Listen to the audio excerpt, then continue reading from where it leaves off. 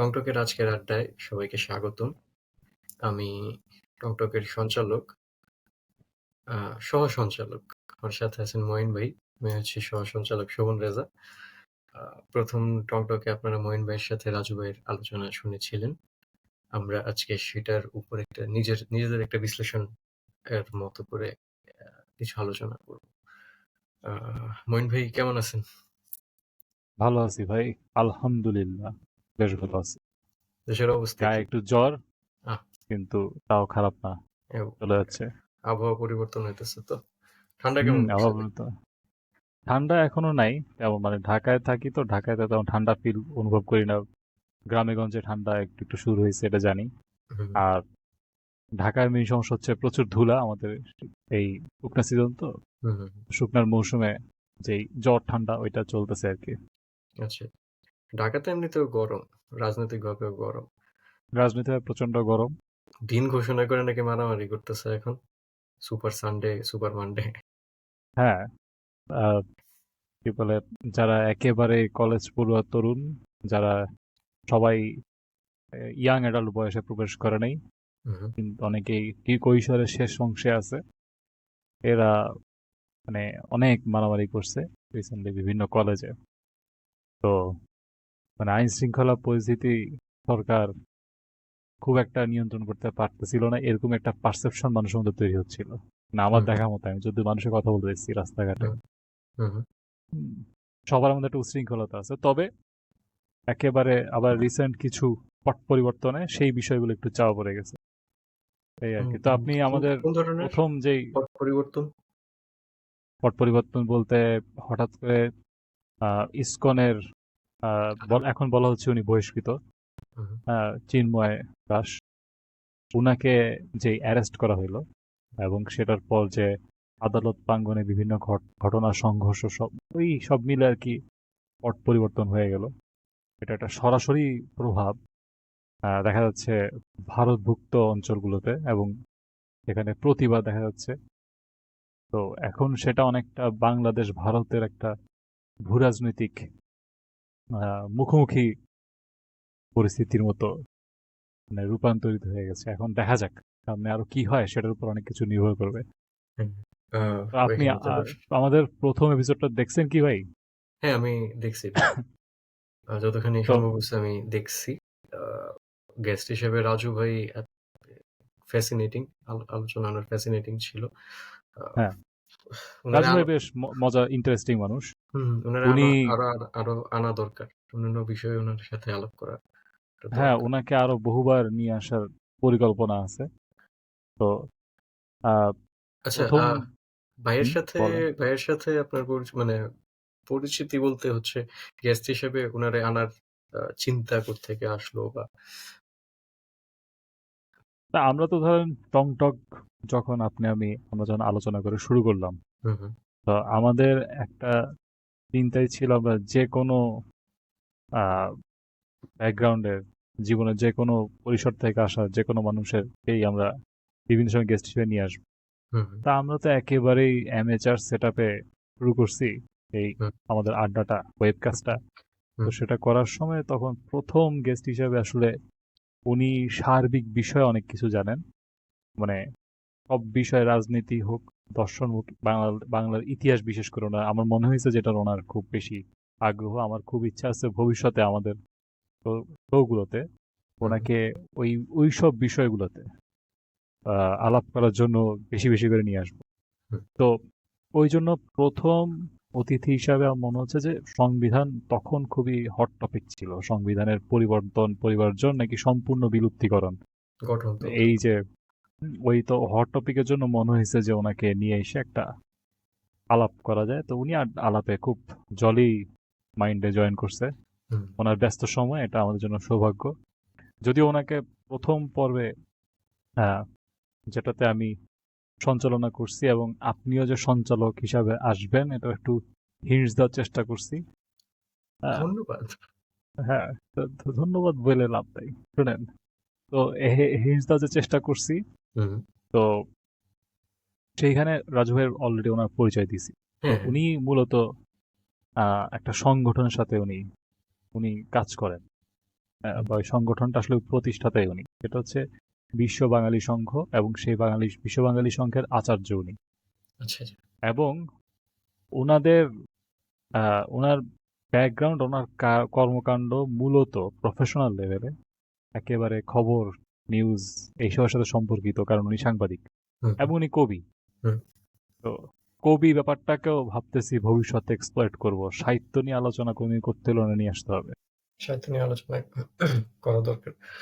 আমি আপনাকে একটা জিনিস বলি, আপনি আমাকে বলেন তো, আলোচনায় সংবিধান সম্পর্কে যা যা দেখলেন, হুম, হ্যাঁ, আপনার নিজস্ব কিছু চিন্তা ভাবনা আছে, হুম, হুম। তো সব মিলিয়ে আপনার কাছে এটার মিথস্ক্রিয়াটা কি? আপনার মনের মধ্যে কি চলতেছে? মনের মধ্যে চলতেছে মানে রাজু ভাই যেহেতু এইসব জিনিস নিয়ে খুব গভীরভাবে কাজ করছেন বা হুম, হুম, চিন্তা করতেছেন, উনি একদম মূলে ধরছেন, প্রবলেমটার মূলে ধরছেন। এই যে সংবিধান পরিবর্তন হবে, থাকবে, বাতিল করে ফেলবে, ফেলে দিবে, গঠনতন্ত্র বানাবে, ওইটা কিভাবে ট্রান্সলেট হয় একজন সাধারণ জনগণের, সাধারণ মানুষের লাইফে, ওই কোয়েশ্চেনটা কিন্তু ফান্ডামেন্টাল একটা কোয়েশ্চেন। তো হুম, অবশ্যই। উনি উনি ওইখানে ইয়া করছেন যে সংবিধান চেঞ্জ হলে আমার লাইফে কি চেঞ্জ হবে, আর একজন সাধারণ লাইফে মানে মানুষের লাইফে কি চেঞ্জ হবে, ওইটার ইম্প্যাক্ট যদি আপনি না বুঝান মানুষরে, ইভেন মানে আগেও যেটা ছিল আর কি, আগেরও যে সংবিধান যেটা ৭২ এবং ৭২ সংবিধান বলে চালায় দেওয়ার ট্রাই করা হইতেছে, which it was not, but ওই তো আরকি। ওইটা থাকায় কি লাভ হইছে, না থাকলে কি লস হইতো? আর ওইটা থাকার ফলে কি আওয়ামী লীগ স্বৈরাচার হিসেবে দাঁড়াইছে, না ওইটা ছাড়াই আওয়ামী লীগ এমন এমন জায়গায় ছিল যেখান থেকে ওরা স্বৈরাচারের দিকেই যাইতো। এইসব জিনিস প্লাস হচ্ছে উনি আরেকটা যে জিনিসটা আমি ইয়া করতে যাচ্ছিলাম, যে সংবিধানের যে আহ, মূল চিন্তাটা, সেটার মার্কেটিং করতে পারি নাই আমরা কখনোই। সংবিধানের মূল চিন্তা যে ৪ মূলনীতি হিসাবে আছে। তারপরে হচ্ছে সাম্য, ন্যায় বিচার, মানবিক মর্যাদা। এই ২ টা হুম, জিনিস আছে। এগুলোর আমরা মার্কেটিং করতে পারি না। ধরেন আমেরিকা যেটা করতে পারছে আমরা পারি নাই সেটা। Life, liberty, pursuit of happiness এরকম টাইপের বাইট সাইজের কথার মধ্যে আমরা ওটারে সীমাবদ্ধ করে মার্কেটিং করতে পারিনি। ওইটা একটা ফেইলিউর এর জায়গা আমাদের। হুম, তো হুম, ওইসব জিনিস রাজু ভাই খুব ভালোভাবে ক্যাপচার করতে পারছেন, ধরতে পারছেন। কারণ হচ্ছে উনি ওই ওই ওয়ার্ল্ডেই উনার কাজ, সাংবাদিকতার ক্ষেত্রে, সাহিত্যের ক্ষেত্রে হুম, ওই ওয়ার্ল্ডেই উনার কাজ, ওই মানুষদের সাথে উনার উঠা-বসা, ওইখান থেকে উনি ধরতে পারছেন এই জিনিসগুলো। তো দ্যাট ওয়াজ আমার কাছে মনে হয় যে একদম যদি পুরা জিনিসটার বয়েল ডাউন করা হয়, সংবিধান পরিবর্তন হবে কি না হবে, এটা এই ডিবেটটার চেয়ে ইম্পোর্টেন্ট হচ্ছে যে সংবিধান আছে বা যে সংবিধান আসবে সেটার ইমপ্যাক্ট একজন সাধারণ জনগণের মানুষের মানে সাধারণ মানুষের লাইফে কি পড়বে সেটা আলোচনা করাটাও একটা জরুরি বিষয়। কারণ I don't see যে মানে সংবিধান চেঞ্জ হলে আমার লাইফে কি চেঞ্জ হবে। আমি তো আমি তো চলে আসছি দেশের বাইরে, বাট আল্টিমেটলি আমার লাইফে কি চেঞ্জ হবে। হুম, হুম। তো আমার কাছে ওইটাই মনে হয়েছে ইম্পর্টেন্ট জিনিস। আপনি আপনি আপনি আপনার মতামত দেন এই ব্যাপারে ভাই। আমি যেটা আচ্ছা, বললাম আর আমি ভাই যেটা ওইটা বললেন। ওইটা নিয়ে একটা মতামত দিই। যেমন ধরেন, উনি যেটা, আপনি ওনার যে আলাপের যে অংশটুকু নিয়ে আসছেন, যে হুম, সংবিধান থাকলে কি, না থাকলে কি, বা সেটা নিয়ে আমাদের মানে ওইটা সরাসরি আমাদের উপর কি প্রভাব ফেলতেছে। হুম, হুম, হ্যাঁ, এটার সাথে খুব বড় সম্পর্কিত একটা বিষয়, একটা উক্তি আমি নিয়ে আসবো এখন। হুম, সেই ব্যক্তি হচ্ছেন, আহ, এই সংবিধান যারা পরিবর্তন কেউ চাচ্ছে, পরিমার্জন করতে আছে, যারা বেসিক্যালি এই সরকারের, মানে বিগত সরকারের বিরোধী অংশ। হুম, হুম। এবং যারা এই মানে গণঅভ্যুত্থান আন্দোলনের, মানে একেবারে সম্পূর্ণ ওই মেরুতে ছিলেন, যেই মেরুতে আওয়ামী লীগ ছিল তার সম্পূর্ণ উল্টা মেরুতে ছিল।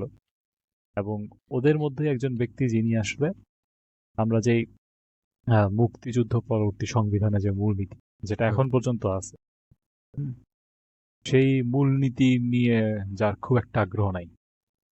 হ্যাঁ, এরকম একজন ব্যক্তি, একটা কথা বলি। কে রিসেন্টলি উনি, সিআইএ? না না না, রিসেন্টলি সিআইএ না ভাই, একেবারে দেশি লোক। আচ্ছা, আচ্ছা, বলেন। একেবারে সাম্প্রতিক সময়ে হ্যাঁ, উনি এই আন্দোলনের পিছনের যে অনলাইন ইনফ্লুয়েন্সার যারা ছিল, একদম হুম, সবচেয়ে বড় যারা তারা না, তার চেয়ে একটু কম পপুলারিটির, তার মধ্যে উনি একজন। উনি রিসেন্টলি অনেক টক শোতে আসছে, ওনার নাম হচ্ছে জাহিদুর রহমান। আহ, হ্যাঁ, তো উনি যেই কথাটা বলছে, যেই উক্তি বলা ঠিক না, কারণ আমি হুবহু কপি মানে বলতেছি না, মানে উনি প্যারাফ্রেজ যে করুন। বক্তব্যটা দিছে এটা হচ্ছে, উনি বলছে যে সংবিধান, মানে ওনার জেনারেল পজিশনটা হচ্ছে এরকম যে সংবিধান থাকলে, হ্যাঁ, আমার কি হচ্ছে, এটা হচ্ছে মূল প্রশ্ন। উনি সংবিধান চেঞ্জও করা যেতে পারে, সংবিধান একেবারে উৎখাত করে ফেলা যেতে পারে। উনি ওপেন টু বোথ আইডিয়াস, উনি এরকম একটা কথা বলছে। হুম, হুম, হ্যাঁ, এবং সেটা বলতে গিয়ে উনি আরো বেশ কিছু কথা বলছে, আমি সরাসরি সেটা যাচ্ছি না। তো উনি এখানে ওনার পয়েন্টটা বুঝাইতে উনি ডেং শিয়াওপিংয়ের একটা উক্তি নিয়ে আসছে। ডেং শিয়াওপিং চীনের, বর্তমান চীনের যেই আমরা অর্থনৈতিক কাঠামো দেখি, গণচীনের, হুম, সেই কাঠামোর ফাউন্ডিং ফাদার ওনাকে বলা হয় আধুনিক চীনের। ডেং শিয়াওপিং যখন ওনার বিশেষ কিছু রিফর্ম করতেছিল চীনের অর্থনীতি, তখন অনেকে ওনাকে প্রশ্ন করছে, আপনি যে বিভিন্ন ফ্রি মার্কেট আইডিয়া নিয়ে আসতেছেন বা ফ্রি মার্কেটের লোকজনকে নিয়ে আসে ব্যবস্থা করে দিচ্ছেন, আপনার তো কমিউনিস্ট কান্ট্রি, এটা আপনি কেন করছেন? তো শিয়াওপিং নাকি বলছিল যে বিড়াল সাদা না কালো সেটা বিষয় না, বিড়াল ইঁদুর মারতে পারে কিনা এটা হচ্ছে দরকারি। হুম, সোজা কথা, সংবিধান যেটাই হোক, ওইটা নিয়ে, ওইটা আমার কাজগুলোকে, আমার উদ্দেশ্যকে সফল করতে পারতেছি কিনা, এটা হচ্ছে জাহিদুর রহমানের বক্তব্য। উনি ডেং শিয়াওপিংয়ের উক্তি টেনে এনে উনি এই পয়েন্টটা দিছে। মজার বিষয় হচ্ছে উনি কিন্তু একেবারে বিরোধী শিবিরের লোক। হ্যাঁ, রাজু ভাই থেকে, হুম, আমার থেকেও বটে, কারণ আমি এই সংবিধানের মূলনীতির বিষয়ে বা ৭২ সংবিধানের বিষয়ে আমি কিন্তু এই শিবিরেরই লোক। হুম, যদিও আমি সরকার সমর্থক ছিলাম না, এখনো নেই, মানে বিগত সরকারের সমর্থক। তো আহ, উনি যেটা বলছে সেটা হচ্ছে, মানে ওনার আইডিয়াটা উনি ভাবে দেওয়ার চেষ্টা করছে যে আপনারা যাই করেন সমস্যা নেই, এটা কাজ করবে কিনা এটা আমার ফোকাস। কিন্তু এখানে আমার একটা পয়েন্ট আছে, যাই করেন যেটাই আসুক সেটা আমার কাজ করবে কিনা, কোন বিষয়গুলো কাজ করবে, আমার ইমিডিয়েট প্রবলেমগুলা, আমার ইমিডিয়েট সমস্যাগুলো কি? আমার ইমিডিয়েট সমস্যাগুলো হচ্ছে আমি খাইতে পারতেছি কিনা, আমি আরো ন্যায্য মূল্যে দামে আমার সকল কমোডিটি গুলা সংগ্রহ করতে পারতেছি কিনা, এইগুলো। হুম, হ্যাঁ, বা ভূ রাজনৈতিক স্বার্থে ইমিডিয়েটলি আমার স্বার্থগুলো রক্ষিত হচ্ছে কিনা বাংলাদেশের সামগ্রিকভাবে। কিন্তু এই জিনিসটা বলতে গিয়ে জাহিদুর রহমান আরেকটা জিনিস বলছে, মানে এটার পেছনের কথাগুলা, সেটা হচ্ছে সংবিধান আপনার, এটাকে কি বলে, মানে সংবিধান বা আইন, এগুলা কোনো একেবারে ফিক্সড কিছু না, এটা ইচ্ছা মতো চেঞ্জ হবে, ওর কিছু থাকার এত দরকার নাই। উনি এই ডেং শিয়াওপিং উক্তির আগে এগুলা দিয়ে ওনার বেস লাইনটা ঠিক করছেন। হুম, তারপরে ডেং শিয়াওপিংয়ের উক্তিতে আসছে। আচ্ছা, যদি এখানে যদি একেবারে কোর কিছু থাকতে হবে যেটা অপরিবর্তনীয়, হ্যাঁ, এটা আজীবনের জন্য পবিত্র, এই আইডিয়াটাকে উনি নস্যাৎ করে দিয়েছেন, এবং উনি প্রায় এটাকে নস্যাৎ করেন। আমি যদ্দূর দেখছি, হুম, আমার কাছে এটা সঠিক মনে হয় না। কারণ সব সময় একটা রাষ্ট্র হোক বা যে কোনো সিস্টেম হোক, সেটার একটা কমন ফাউন্ডেশন লাগে। হয়তো ওই ফাউন্ডেশনও কিছু পরিবর্তন আসবে, কিন্তু এটা রাতারাতি হয় না, তার সাথে সময়ের সাথে সাথে হয় না। মানে এটা আমার মনে হয়, যেই জায়গায় আমি জাহিদুর রহমানের ওই পয়েন্টটাকে ডিসএগ্রি করি, যদিও দুইজন কিন্তু একই পয়েন্ট থেকে আসছে, যে আমার নেসিটিটা কিভাবে ফিল করতে। জাহিদুর রহমানরা এখানে আরেকটা, আমি একটু শেষ করি, হ্যাঁ, জাহিদুর রহমানরা এখানে আরেকটা ইন্টারেস্টিং জিনিস ঢুকাইছেন। সেটা হচ্ছে গিয়া, আহ, এই যে বাংলাদেশে আইনত, মানে অনেক ধরনের আইন আছে, যে পুলিশ কাস্টডিতে আপনার সাথে কিভাবে বিহেভ করা হবে, আপনাকে পুলিশ কোন কোন ক্ষেত্রে গ্রেফতার করতে হবে, পুলিশ আপনি নির্যাতন করতে পারবে কিনা, এগুলো কিন্তু নাকি আইন, এগুলোর বিরুদ্ধে নাকি এক্সিস্টিং আইন আছে। কিন্তু এই আইনগুলো কদ্দূর মানা হয়, এটা একটা খুব ভ্যালিড পয়েন্ট। ফর এক্সাম্পল, বাংলাদেশের ঢাকা শহরে ট্রাফিক নিয়ে অনেক আইন আছে, এটা কেউ মানে না। হ্যাঁ, বা প্রকাশ্যে ধূমপান করা নিয়েও আমি একটা আইন শুনছিলাম, আমি জরিমানা করতে কাউকে দেখি না পাবলিক প্লেসে ধূমপান সম্পর্কিত। হুম, তাহলে সংবিধান বা একটা আইন ব্যবস্থার মানে সুফলটা কোথায়? একটা হচ্ছে আমি লিখে ফেললাম, আমি তৈরি করলাম, কিন্তু এটা এক্সিকিউশন নাই। দেখা যাচ্ছে লিখে ফেললেই যে এক্সিকিউশন হচ্ছে তা না। হ্যাঁ, তো এই জাহিদুর রহমানের এই পয়েন্টটা আনছে, এবং আমার মনে হয় এই পয়েন্ট থেকেই যারা জাহিদুর রহমানের আশেপাশের মানুষজন যারা এই পুরো আইডিয়াটাকে ডিবাং করে ফেলতে যাচ্ছে, সংবিধান, ভারতের সংবিধান, বিশেষ করে এই পুরো মুজিববাদ বলে পুরো ভারতের সংবিধানের 4টা মূলনীতি সব ফ্যাসিবাদ, ওইটাকেই ডিবাং করে দেওয়া যায়। কারণ ওরা যদি এখন কিছু আনে সেটার এক্সিকিউশন আলটিমেটলি পারপাস সার্ভ করবে কিনা সেটার কোনো নিশ্চয়তা নাই। সেটা নেই। কারণ আগেরটার পারপাস সার্ভ করে নাই। একইভাবে আগেরটা খারাপ কিনা জাহিদুর রহমানের এই পয়েন্ট থেকেও প্রশ্ন থাকে, তাহলে তো আগেরটা টেস্ট হয় নাই। কারণ এক্সিকিউশন করা যায় না। আইন ছিল, আইন এক্সিকিউশন করা যায়নি। আমি বলতেছি মুজিববাদের কথা, মুজিববাদের 4টা মূলনীতি, মানে আমি বলতে মানে ওনারা বলতেছে মুজিববাদের 4টা মূলনীতি, হ্যাঁ, বাঙালি জাতীয়তার মৌলিক, গণতন্ত্র, সমাজতন্ত্র, ধর্মনিরপেক্ষতা। তো এইগুলোর মাধ্যমে এরা মুজিববাদী সরকার, এবং দেয়ারফর তারা ফেইল করছে। তো ট্রাফিক আইন যেমন কখনোই ঠিক মতো প্রয়োগ করা হয়নি, ট্রাফিক আইন যতটুকু প্রয়োগ করা হয়েছে তার থেকে বহুগুণ কম প্রয়োগের চেষ্টা হয়েছে আমার অপিনিয়ন অনুযায়ী। যে মানে সংবিধানের মূলনীতি অনুযায়ী জাতীয় পলিসি এবং জাতীয় পলিসির উপর ভিত্তি করে ফরেন পলিসি তৈরি করার চেষ্টা। হুম, বাঙালি জাতীয়তাবাদ নিয়ে আমার দৃশ্য মতে, আমার দেখা মতে, আওয়ামী লীগের সময় কোনো কাজ হয়নি। হুম, বাঙালি জাতীয়তাবাদের যে একটা মৌলিক শর্ত, আপনি জাতি গঠন করবেন, শিক্ষা অবস্থায় সেই আইডিয়াগুলো ঢুকাবেন, আপনি জাতির সমগ্র অংশকে, জাতির অর্থনৈতিক হোক, জাতির মধ্যে উপ জাতীয় গোষ্ঠী হোক, জাতির মধ্যে অন্য বিভিন্ন যত রকম গোত্র গোষ্ঠী মানুষ আছে, যত রকম ক্লাসিফিকেশন সম্ভব একটা জাতির মধ্যে, সবাইকে আপনি একটা আমব্রেলার নিচে আনবেন, এই কাজটাই তো করার চেষ্টা করা হয়নি কোনো মিনিংফুল ওয়েতে। আর বিগত সরকারের সময় যে আপনার এই খাবার দাবার, মৌলিক জিনিসপত্রের দাম, মুদ্রাস্ফীতি, এই সমস্যা ওই সমস্যার, দুর্নীতি, টাকা পয়সা শুধু একদিকে ফ্লো, এই কোনো কিছুই যে মানে যে এগুলোর যে কোন রকম সমাধানমূলক অগ্রগতি হয়নি, প্রগতি আসে নাই, তাতে তো বোঝা যায় যে সমাজতন্ত্রের কিছু চেষ্টাও করা হয়নি। হুম, গণতন্ত্রের কি কি প্রয়োগ হয়েছে ওইটাও তো মুজিববাদী ফ্যাসিবাদীর একটা শর্ত। এটার মনে হয় না প্রশ্ন করারও মানে দরকার আছে। দরকার আছে। আমরা তো 3টা ইলেকশন দেখছি। So, হুম। আর ধর্মনিরপেক্ষতার কি কি হয়েছে সেটা নিয়ে আলাপে না যাই, জীবনটাকে একটু দীর্ঘ করি, ঠিক আছে? না, আপনি বলেন ভাই, আমি অনেক কথা ধর্মনিরপেক্ষ, বললাম, আপনি কিছু ধর্মনিরপেক্ষ, বলেন। ধর্মনিরপেক্ষই তো বাংলাদেশ। হ্যাঁ, ধর্মনিরপেক্ষ, All animals are created equal. Equal, সত্য, আমরা হ্যাঁ, সবাই সমান তো মানুষ। পরের পরের লাইন বাদ দিয়ে দেন। আচ্ছা, আপনি কি দেখছেন যে স্বাধীন মালিক কি বলছিলেন, ওটা দেখছিলেন আপনি? সংবিধান স্বাধীন বিশেষজ্ঞ মালিক। ডক্টর স্বাধীন মালিক উনি বলতেছেন যে আমরা যে এই হুম, হুম, বৈষম্য বিরোধী আন্দোলনের মাধ্যমে যে আওয়ামী লীগ সরকারের, স্বৈরাচার আওয়ামী লীগের পতন ঘটাইছি, সেই হুম, বৈষম্য হুম, বিরোধী বাংলাদেশ গড়ার জন্য যা যা এলিমেন্ট দরকার সেগুলা ৭২ সংবিধানেই বিদ্যমান আছে। উনি বলছেন বর্তমান সংবিধানে, হুম, বাট বর্তমান সংবিধানে বিদ্যমান আছে। তো উনি সম্ভবত মত দিচ্ছেন এই সংবিধান না চেঞ্জ করার পক্ষে। হুম, হুম, উনার তো সংবিধান চেঞ্জ মানে সংবিধান পরিবর্তনের কমিটিতে রাখা হয়েছিল। উনি পরবর্তীতে থাকেন নাই। পরে ডক্টর আলী রিয়াজকে আনা হয়েছে। তো উনার মতে হচ্ছে চেঞ্জ করার প্রয়োজনটা খুব বেশি প্রেসিং না আরকি। আম আপনি যেটা বললেন ওইটার ক্ষেত্রেও আবার গত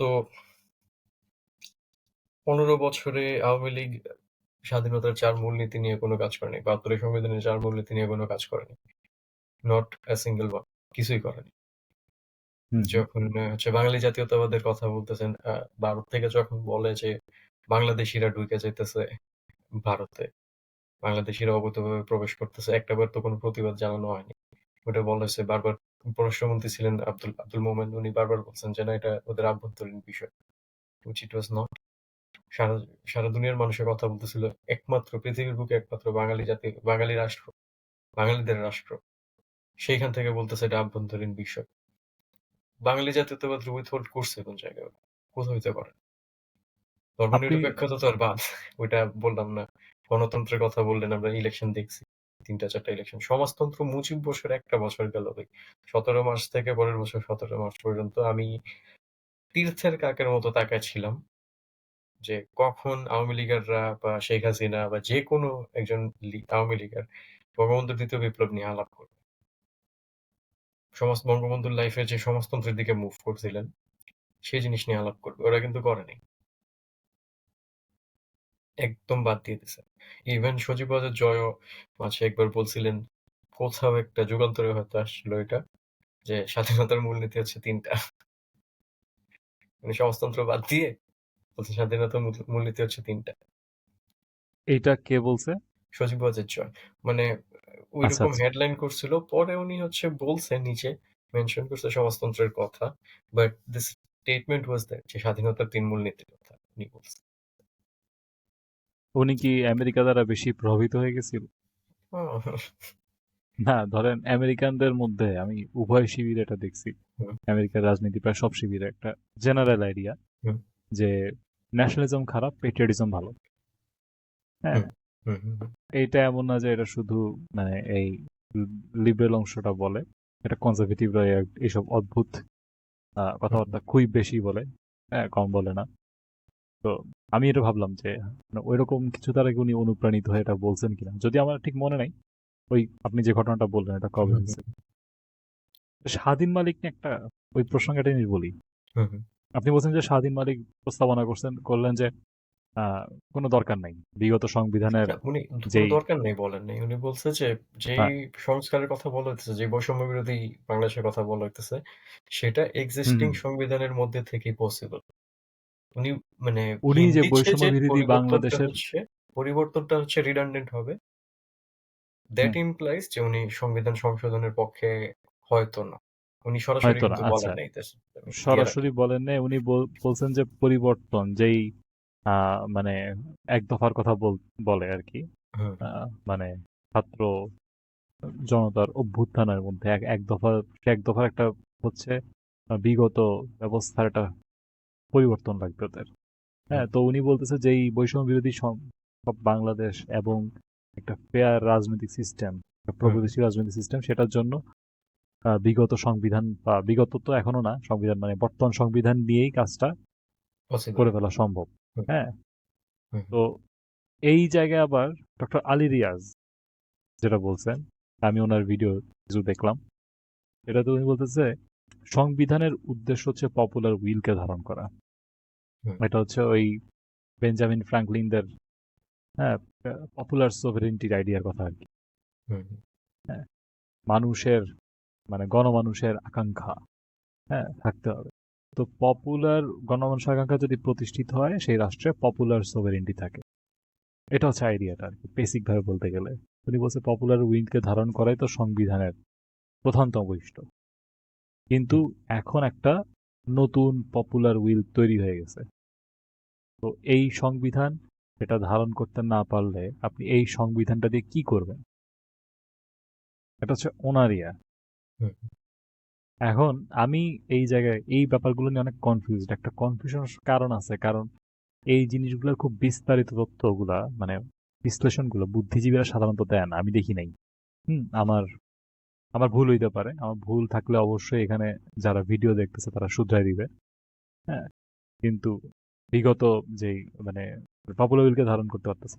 তা আমার কাছে এখানে প্রশ্ন হচ্ছে পপুলার উইলকে কিভাবে কেউ ধারণ করতে পারতেছে না। নতুন সংবিধানে কি এমন নতুন পপুলার উইল তৈরি হয়েছে? হ্যাঁ? যেমন ধরেন আমরা যদি একদম বর্তমানের যেই আহ, রাজনৈতিক ব্যাপারগুলো মানে ঘটনাবলীগুলো দেখি, হ্যাঁ, চিন্ময় কৃষ্ণদাসকে গ্রেফতার করা, সেটা নিয়ে ইসকনপন্থী মানে আবার অনেকে মানে বিভিন্ন মিডিয়া দেখলাম যে লীগের আওয়ামী লীগের বেশ কিছু লোকজন এই সংঘাত থেকে অ্যারেস্ট হয়েছে। হুম, তো যদি এটা এই সংজ্ঞাটা দেখি এখানে হচ্ছে সরকারপন্থী যারা আছে বর্তমান সরকারের মানে যারা মিত্র হুম, তারা আহ, এই ধরনের স্টেটমেন্ট দিচ্ছে এবং মানুষ তাদের পক্ষের মানুষরা যে ধরনের আলাপগুলো অনলাইনে বেশি করতেছে সেখানে হচ্ছে ভারতের সাথে যেহেতু ভারতীয় অংশ থেকে এখানে রিয়াকশন দেখানো হচ্ছে, বিজেপি সবচেয়ে বেশি দেখাচ্ছে ভারতের প্রধান রাজনৈতিক দল বর্তমানে।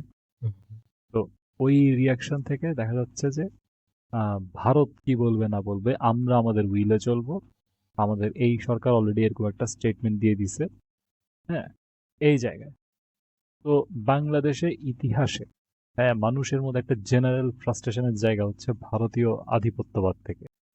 বাংলাদেশের মানুষ এটা সম্পর্কিত করতে পারে দুইটার মধ্যে, যে আমাদের বিভিন্ন যে অর্থনৈতিক দুর্দশা, হ্যাঁ, অর্থনৈতিক প্রগতির অভাব, সামাজিক মূল্যবোধের মধ্যে যে প্রগতির অভাব, এগুলোর সাথে ভারতীয় আধিপত্যের একটা সম্পর্ক আছে। কারণ বাণিজ্যিকভাবে সে আধিপত্য করা সম্ভব, সামরিক জায়গা থেকে সম্ভব ভারতের পক্ষে, কারণ তারা একটু বেশি শক্তিশালী। আমরা একটা অনেক তুলনামূলক অনেক ছোট জাতি রাষ্ট্র, আর তারা অনেক বড় ফেডারেল যুক্তরাষ্ট্র। তো ওই জায়গা থেকে যদি দেখি, আহ, ওইটা তো বাঙালি জাতীয়তাবাদ সংবিধানের প্রধান মূলনীতি হুম, সেখানে সংরক্ষিত। কারণ বাংলাদেশ হচ্ছে বাঙালি জাতি রাষ্ট্র। তো বাঙালি স্বার্থ রক্ষা করতে গেলে আপনি কি কোনোদিন বাংলাদেশের বাইরে চিন্তা করতে পারবেন? এটা তো সম্ভব না।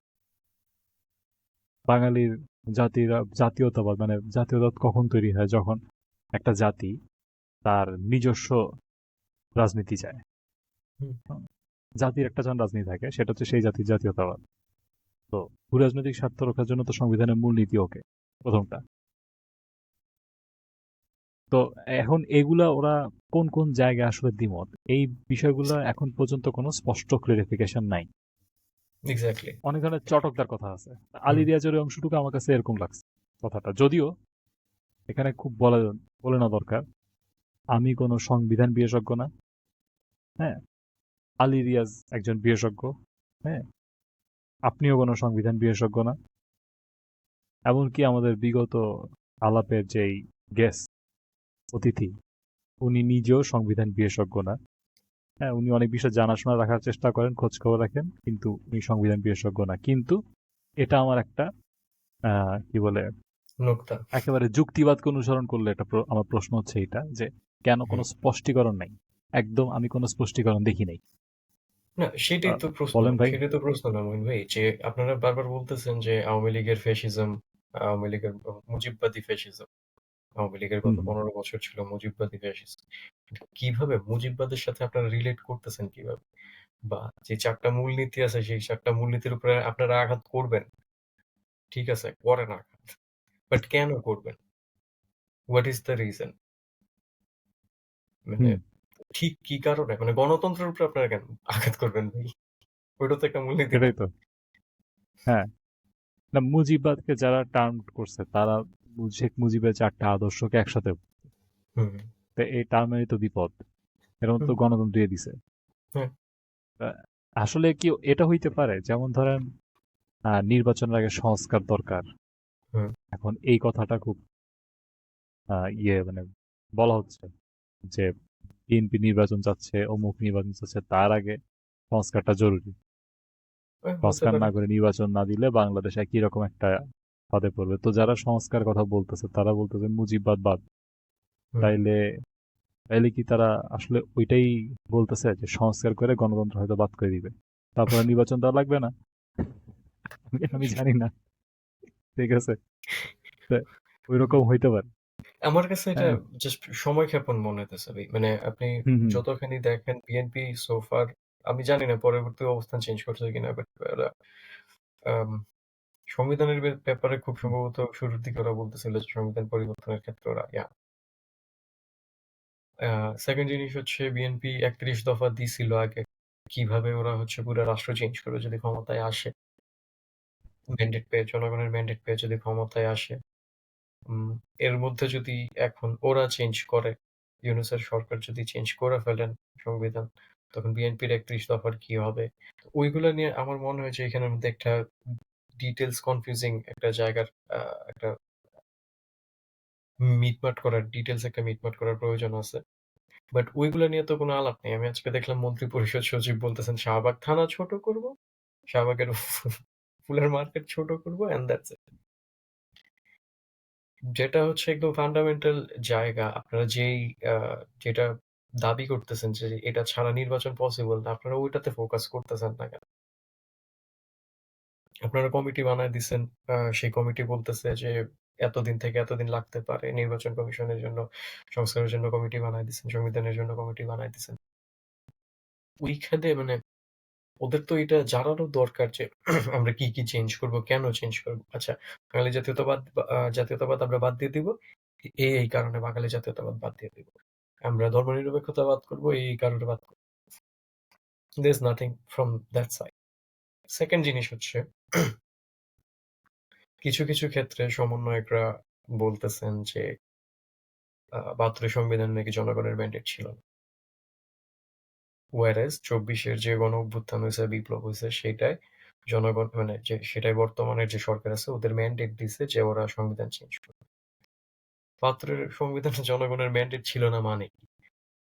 Awami League won the election ৭০ এর নির্বাচনে আওয়ামী লীগ জিতছে, নিরঙ্কুশ সংখ্যাগরিষ্ঠতা পেয়েছে আওয়ামী লীগ। ম্যান্ডেট ছিল না মানে কি? মানে ওই কি মানে বঙ্গবন্ধু কি ওই ২৫শে মার্চে আবার ২৫শে মার্চে রিসেট বাটন প্রেস করছিলেন যে আগের সব ইতিহাস বাদ হয়ে গেছে? ওরকম কিছু? পুরা একটা এটা সশস্ত্র সংগ্রাম করলো ৯ মাস, মানুষ মারা গেল, ওইটারে আপনারা ম্যান্ডেট বলতেছেন না। ২৪ এর এই গণঅভ্যুত্থানের আপনারা ম্যান্ডেট বলতেছেন। হোয়াট একটা ইজ ছোট্ট ইউর জিজ্ঞেস করি, স্ট্যান্ডার্ড? ৭২-এর সংবিধানে ম্যান্ডেট ছিল না, এটা কে বলছে? একটা বলেন খুব তো। সম্ভবত খুব সম্ভবত মাহফুজ মাহফুজ আলম বলছে। খুব সম্ভবত ওই যে খালিদ মহিউদ্দিনের সাথে বসে বলছিল। সো ফার আই আচ্ছা রিমেম্বার। আচ্ছা। ইভেন হুম হুম হুম ইভেন ফরহাদ মোছারও খুব সম্ভবত বলছেন এটা। হুম। তো উনি তো আছে সংবিধান চান না, উনি গঠনতন্ত্র চান। হ্যাঁ, সংবিধান একটা খুবই, উনি বলছেন যে সংবিধান একটা খুবই কলোনিয়াল শব্দ। এটা এটা মানেই হচ্ছে একটা শাসক শোষকের সম্পর্ক আছে, এখানে আপনাকে অধীনস্থ রাখা হবে, আপনি কিভাবে এটা চান। হ্যাঁ, ঘাস গরুর কাছে তো দেখ, যাচ্ছে না, গরু ঘাসের কাছে যাচ্ছে, ওইটাই আরকি। হ্যাঁ, এখন ওই ওই আলাপে গেলে ভাই বিশাল আরেকটা দরকার আলাপ নেই, হয়ে যাবে। দরকার হ্যাঁ, নেই। তো ওইটাতে না গিয়ে আমি এই আপনার যেটা বললেন যে হুম, মাহফুজ অংশের দাবি বা মাহফুজের নিজেরই দাবি, হুম, আপনি একদম এক্সাক্ট কোট করতে পারতেছেন না, কিন্তু দাবির বক্তব্যটা হচ্ছে এরকম যে ৭২-এ ম্যান্ডেট ছিল না জনগণের। হুম, এর আগে আপনি বললেন যে ওরা একাধিক রকম কাজ করতেছে, একবার নির্বাচনের স্পষ্টীকরণ করতেছে না, নির্বাচন কখন হবে কিভাবে হবে, হুম, এটা যথেষ্ট স্পষ্ট বক্তব্য না আপনার মনে হয়েছে। হুম, এবং ওদের মানে ওভারঅল সরকার অংশের বিভিন্ন রকম কথাবার্তা আছে, কাজ আছে, হুম। যেগুলোর মধ্যে অনেক ধোঁয়াশা আছে, এবং আমি কি বলতে পারি পরস্পর বিরোধিতা আছে। হ্যাঁ, বলতে পারবেন না ওকে, কেন? এমনকি এই দুইটা জিনিসকে মিলায়া আমি হ্যাঁ, একটা জিনিস আপনাকে তাহলে একটু বলি। হুম, হুম, দেখেন, ৭২ ম্যান্ডেট ছিল না এবং তাদের কর্মকাণ্ডে স্পষ্টতার অভাব আছে, এবং অনেক কিছু ক্লিয়ার হচ্ছে না। দুইটা মিলে একটা জিনিস বলা যায়। আমার কাছে এই পুরো সমস্যাটা হচ্ছে ২৪-এর আন্দোলনের সমস্যাটা হচ্ছে ২৪-এর আন্দোলনের যারা বিজয়ী শক্তি, গণঅভ্যুত্থানের নেতৃত্ব অংশে যারা ছিল, এবং তাদের মধ্যে থেকে যারা সমন্বয় কমিটি হয়ে এবং সরকারে যারা সরাসরি প্রভাব রাখতে পারতেছে, তাদের রাষ্ট্রকল্প কি ছিল? মানে তারা যে এখন গণঅভ্যুত্থান করলো, তারা এত হুম, সংগ্রাম করলো, তারা হুম, অনেক অত্যাচার শিকার হয়েছে, এটাতে কোনো সন্দেহ নেই। হুম। এবং এটা করার পরে তারা আসলে কি রাষ্ট্র কল্পনা করছে, তার আগে তাদের বৈষম্য বিরোধী। রাষ্ট্র সম্পর্কে না, বৈষম্য বিরোধী তো খুব ভালো কথা, হ্যাঁ, বৈষম্য তো বিরোধিতা করার মতোই বিষয়। হুম, হ্যাঁ, তো রাষ্ট্র কল্পনাটা কি ছিল, যে বৈষম্য বিরোধী রাষ্ট্র, এটা তো উদ্দেশ্য। রাষ্ট্র হুম, উদ্দেশ্য হচ্ছে বৈষম্য বিরোধিতা সৃষ্টি করবে তারা সমাজে, রাষ্ট্রের সর্বস্তরে। হুম, কিন্তু এটা করতে গেলে তাদের যেই রাষ্ট্র কোন পথে আগাবে, রাষ্ট্রের মানে মেকানিজম কি হবে, মানে তন্ত্রগুলো কি কি হবে, হুম। হ্যাঁ, ঠিক আছে, রাষ্ট্র কোন সুতায় বাঁধা হবে, হ্যাঁ, এইগুলোটা কি ছিল।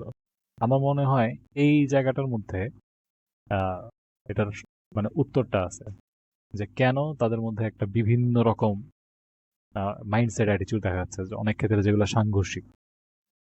এটা কারণটা হচ্ছে, দেখেন, প্রথমত মুভমেন্টে বিশাল অংশের জনসমর্থন তৈরি হয়েছিল, কারণ আওয়ামী লীগের বিভিন্ন পলিসির উপর, বিভিন্ন ঘটনাবলীর উপর, হ্যাঁ, বিভিন্ন আলাদা আলাদা দোষ, ব্যর্থতার উপর মানুষ বিরক্ত ছিল। এই মানুষগুলোর মধ্যে একটা বড় অংশ হচ্ছে বিএনপি পন্থী, যারা বাংলাদেশের অন্যতম বিশাল গণদল। কিন্তু তারা রাজনৈতিক মাঠে খুব সক্রিয় কিছু আওয়ামী লীগের সময় করতে পারে নাই।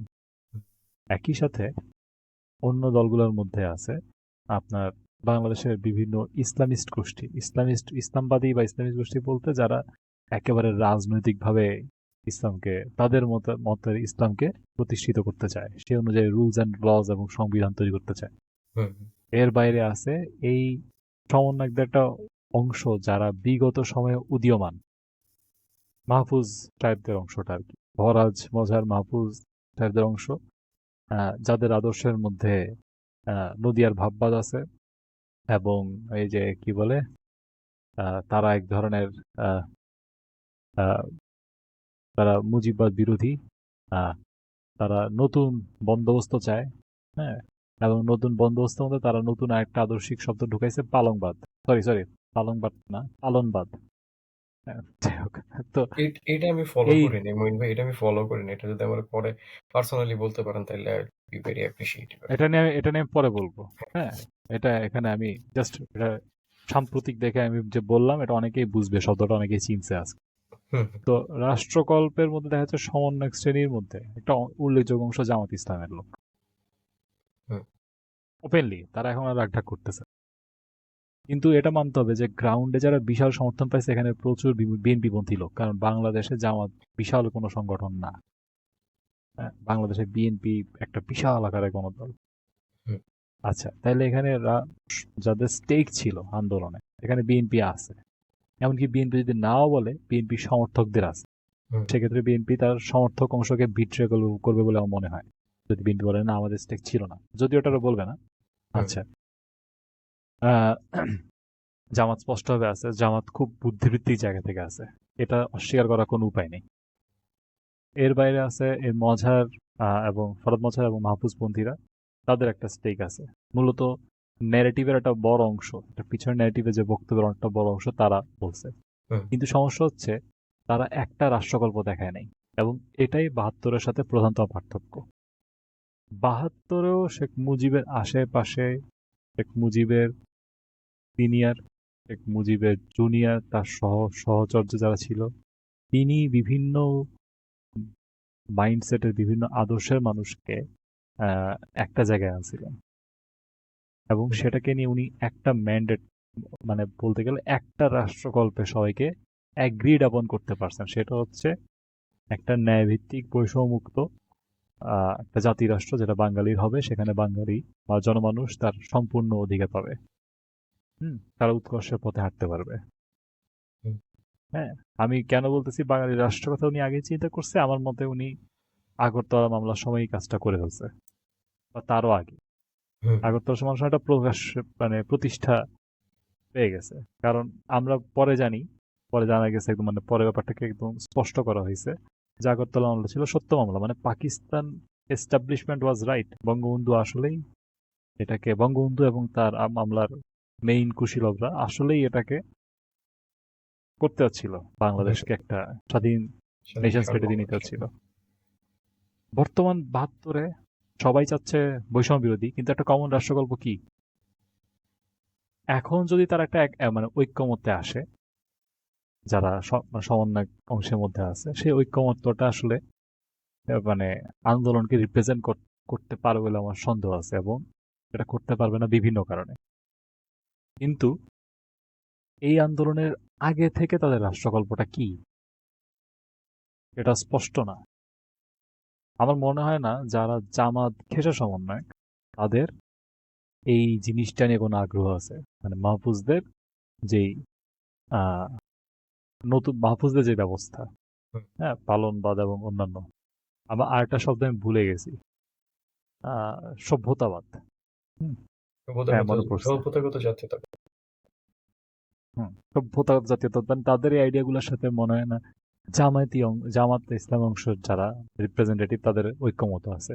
এর বাইরেও সমন্বয়কদের মধ্যে সরাসরি কম থাকলেও এই মুভমেন্টে হেফাজতপন্থী, মানে মূলত দেওবন্দ সাইডের মানুষজনের অনেক স্টেক আছে। হুম তাদের সাথে তো আইডিওলজিক্যালি জামাতের বিশাল পার্থক্য।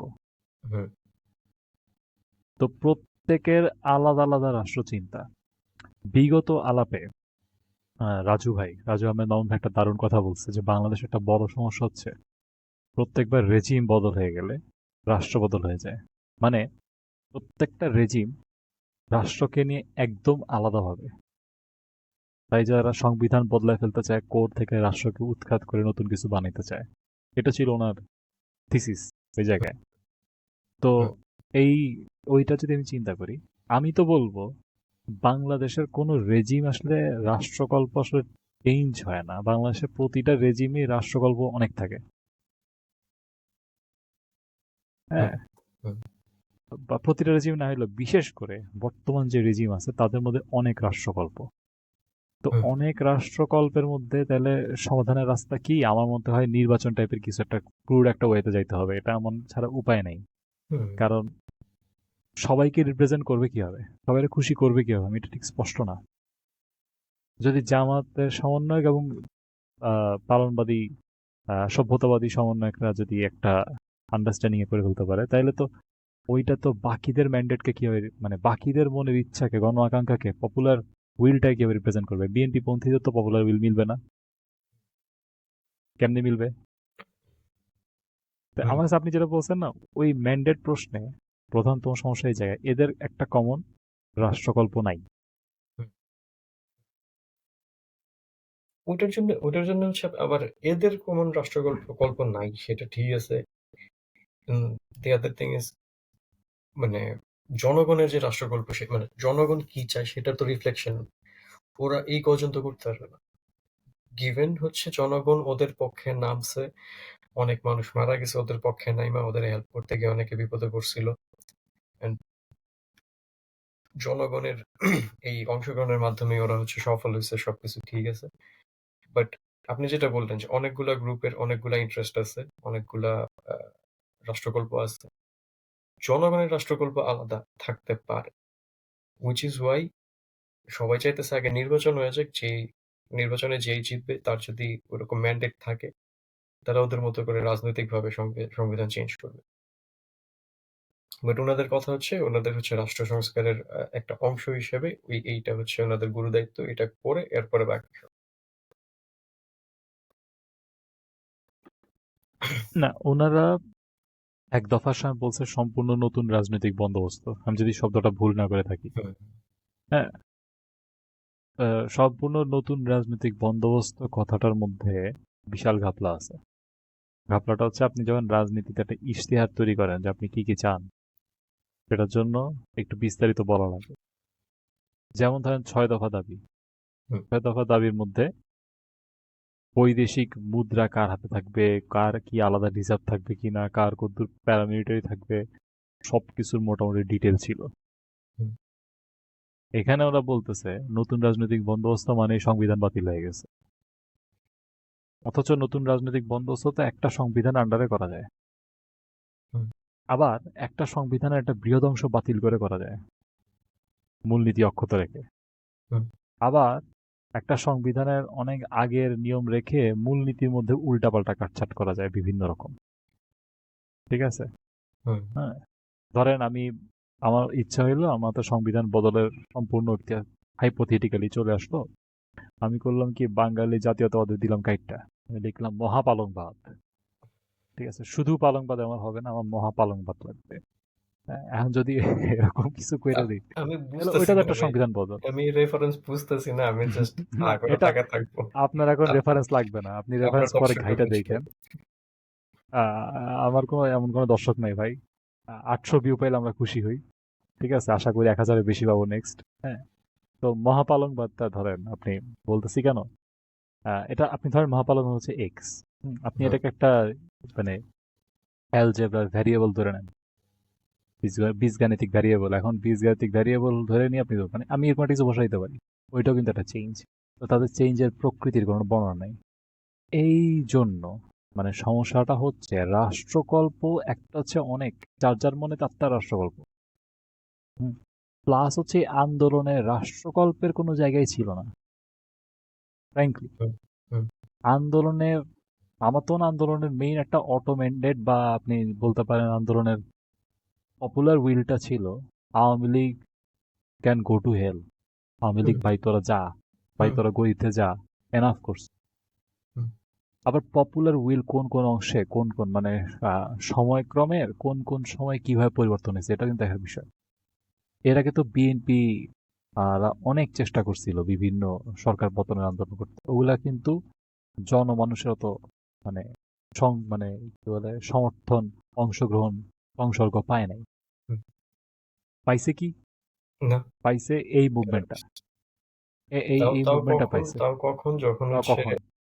তাও কখন যখন হচ্ছে মানুষ দেখলো যে আওয়ামী লীগ এইভাবে নেমে বসছে ওদের হুম। এই পিচ্ছি যখন পিচ্ছি ছেলেদের মারার জন্য।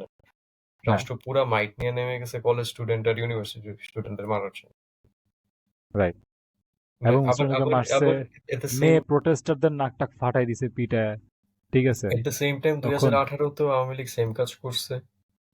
হুম, হুম, নুরুর যখন রাইজটা হয় তখনও সেম কাজ করছে। তখনও হুম। কিন্তু মানুষ নামে নাই। ওইরকম ভাবে নামে নাই। স্টুডেন্টরা নামছে। ওইটা বিভিন্নভাবে ট্যাকল দিতে পারছে আওয়ামী লীগে বিভিন্ন মানে ফলস প্রমিস করে দিছে। বাট এইবার সেটা করতে পারেনি। I don't know. তো জনসমর্থন পাইছে। বাট জনসমর্থন কখন পাইছে? যখন ওরা মারতেছিল অ্যান্ড দেন ওই ক্ষোভটা এতগুলা মানুষ মারছে, ওই ক্ষোভটা এক দফার দিকে মুভ করছে। শেখ হুম, হাসিনার হুম, পতন। শেখ হাসিনার পতনের পরে কি হবে? তোমরা নতুন রাষ্ট্র বানাবা কি বানাবা না? ওইগুলা নিয়ে কিন্তু তখনও চিন্তা ছিল না। আমি আমি সিউর যে ৫ তারিখ যেদিন ওরা হচ্ছে লং মার্চ টু ঢাকা ওর গণভবন ঘেরাও যেই ইয়াটাই দিছে, ওরা নিজেরাও জানতো মানে জানতো না যে ওইদিন দুপুরে হয়তো শেখ হাসিনা দেশ ছেড়ে পালাবে। হুম, হুম। তো আমি আমি সিউর না যে ওরা অবশ্যই। ওরা যে বলতেছে এক দফার সাথেই সব বাতিল হয়ে গেছে। আই ডোন্ট সি ইট। মানে আমি আমি আমি বুঝতেছি না যে এটা কতখানি আ ওই আমার সময়ের কাছে এক ওই দফার সময়ের সাথে কনটেক্সট এ সব কতখানি রিলেভেন্ট ছিল আমার হ্যাঁ, বুঝতেছি না। আমার কাছে এক দফার উম, মাধ্যমে যে বাতিল হয়ে গেছে সবকিছু, এই কথাটা বেসিক্যালি আমার কাছে মাহফুজের আন্দোলন পরবর্তী স্টান্ট মনে হয়েছে, আর কিছু না। হুম, কারণ এখানে এর থেকে বেশি কন্টেন্ট পাই নাই আমি। হ্যাঁ, হুম, তো কিছু আশা করি তারা এখানে বিস্তারিত কোনো কন্টেন্ট হয়তো দিবে ভবিষ্যতে। হ্যাঁ, আশা রাখাই যায়, কিন্তু পাওয়া নাই, এটা হচ্ছে কথা। আপনার কয়টা জিনিস জিজ্ঞেস করি। হুম, এই আমি আলী রিয়াজ সাহেবের কয়েকটা পয়েন্ট জিজ্ঞেস করি। হুম, আলী রিয়াজ সাহেবের বক্তব্যটা একটা জিনিস হচ্ছে, উনি কিন্তু আবার এটাও বলছে, মানে ইন ফেয়ারনেস, সংবিধানে অনেক কিছু আছে যেগুলো আপনি রেখে দিতে পারবেন। হুম, হুম, হুম, অনেক কিছু আছে যেগুলো আপনি পারবেন না। তাহলে কি এটাও হইতে পারে কিছু এখানে থেকে নেই, কিছু নতুন করে তৈরি করি, আলোচনা করে নতুন কাঠামো তৈরি করে সবাই মিলে একটা কিছু বানাই। আমার কাছে এই যে উনি বলছে যে অনেক কিছু রাখতেও পারবেন, পর অনেক কিছু রাখতে পারবেন না, মানে উনি সম্পূর্ণ যে সংবিধানকে বিলুপ্ত করা যাবে এই আইডিয়ার ব্যাপারে অল্টারনেটিভ উনি প্রস্তাবনা করতেছেন। হুম, এবং সবাই মিলে, মানে সবাই মিলে মানে সবার মধ্যে তো নিশ্চয়ই আওয়ামী লীগ থাকবে না, আমার মনে হয় না আছে। আওয়ামী ঠিক লীগ নেই। আছে, হ্যাঁ, সম্ভব না। হ্যাঁ, তো তাইলে সবার মধ্যে আছে যারা গণঅভ্যুত্থানের পরে রাষ্ট্রীয় ক্ষমতার উপরের চেয়ারের অংশ। তো এরা আলোচনা করে একটা, মানে উনি অ্যাকচুয়ালি সব রাষ্ট্রকল্পকে, যার যার রাষ্ট্রকল্পকে স্যাটিসফাই করে একটা কমন সাংবিধানিক সমাধান উনি চিন্তা করতেছেন। এই জিনিসটা নিয়ে আপনার ইয়া কি? উনি যে এই ব্যাপারটা চাচ্ছেন, এটার হইলে হইতে পারে নাকি হইতে পারে না? হইলে কি বেনিফিট, না হইলে কি ঘটনা? এখন ব্যাপার হচ্ছে এই যে আপনি বলছেন সবার। ওই সবার মধ্যে কে আছে এটা হচ্ছে ইম্পোর্টেন্ট। আবার সেই রাজু ভাইয়ের সেই কথায় ফিরে যেতে হয় যে একজন সাধারণ মানুষের লাইফে এটার কি ইমপ্যাক্ট। হুম, হুম, এই যে মানে কয়েকটা রাজনৈতিক দলের মতামত নিয়ে যদি আপনি করতে চান, করতে পারেন। Hmm, it's fine. সবগুলো রাজনৈতিক দল excluding obviously excluding Awami League. Hmm, hmm, আপনারা নতুন একটা সংবিধান করতে চাইলে করতেই পারেন। সব বাদ মানে কি রাখবেন, কি না রাখবেন। আগেরটা বাতিলই করে দিবেন, নতুন করে লিখবেন। আবার কে জানি ওই যে ফরহাদ মোশাররহমান মনে হয় সম্ভবত বলছিলেন যে এত মোটা সংবিধান হুম। ছুঁড়ে মারলে কর্মসংস্থান সংবিধান ছোট হবে, অল্প ছোট। কয়েক হ্যাঁ। পাতা। আবার খালিদ মহিউদ্দিনের ভাষায় হচ্ছে সংবিধান ছুঁড়ে মারলে হয়তো আমার মাথা ফাইটা যাবে। তো আপনারা করেন। ১ পেজে সংবিধান করেন। সেটা তো সমস্যা না। সমস্যাটা হচ্ছে আপনারা সবার বলতে যদি ওই পলিটিক্যাল এলিটদেরই বুঝান, তাইলে আবার এটার জনগণের ম্যান্ডেট কেন বলতেছেন? পপুলার উইল হুম, মানে হুম, কয়েকটা পলিটিক্যাল পার্টিজ নিয়ে যদি আপনি বসে সংবিধান চেঞ্জ করতে চান, সেটার আপনি পপুলার উইল এর রিফ্লেকশন কিভাবে বলতেছেন? হুম। আপনি নিয়ে আসেন। এটা তো জন আকাঙ্ক্ষা হইল না। জন হ্যাঁ, আকাঙ্ক্ষা তো আপনি ওনারা নিয়ে একটা জন আসেন। আকাঙ্ক্ষা বোঝার প্রক্রিয়া রাখতে পারতো। যে আপনি আমরা নিয়ে আসেন প্রথমে হচ্ছে আপনার গার্মেন্টস কর্মীদের নিয়ে আসেন। ব্যাটারি চালিত হুম, রিক্শাওয়ালা, ব্যাটারি ছাড়া রিক্শাওয়ালা সবাইরে নিয়ে আসেন। হুম, সবারই তো এই রাষ্ট্রে স্টেক আছে না? তখন তো ছবি ভাইরাল হুম, করে দিছিল সবাই মিলা যে রিক্শাওয়ালারা দাঁড়ায় স্যালুট দিতেছে। আবার সেই হুম, রিক্শাওয়ালাদের ছাত্রলীগ বলে পিটাইছে। হুম।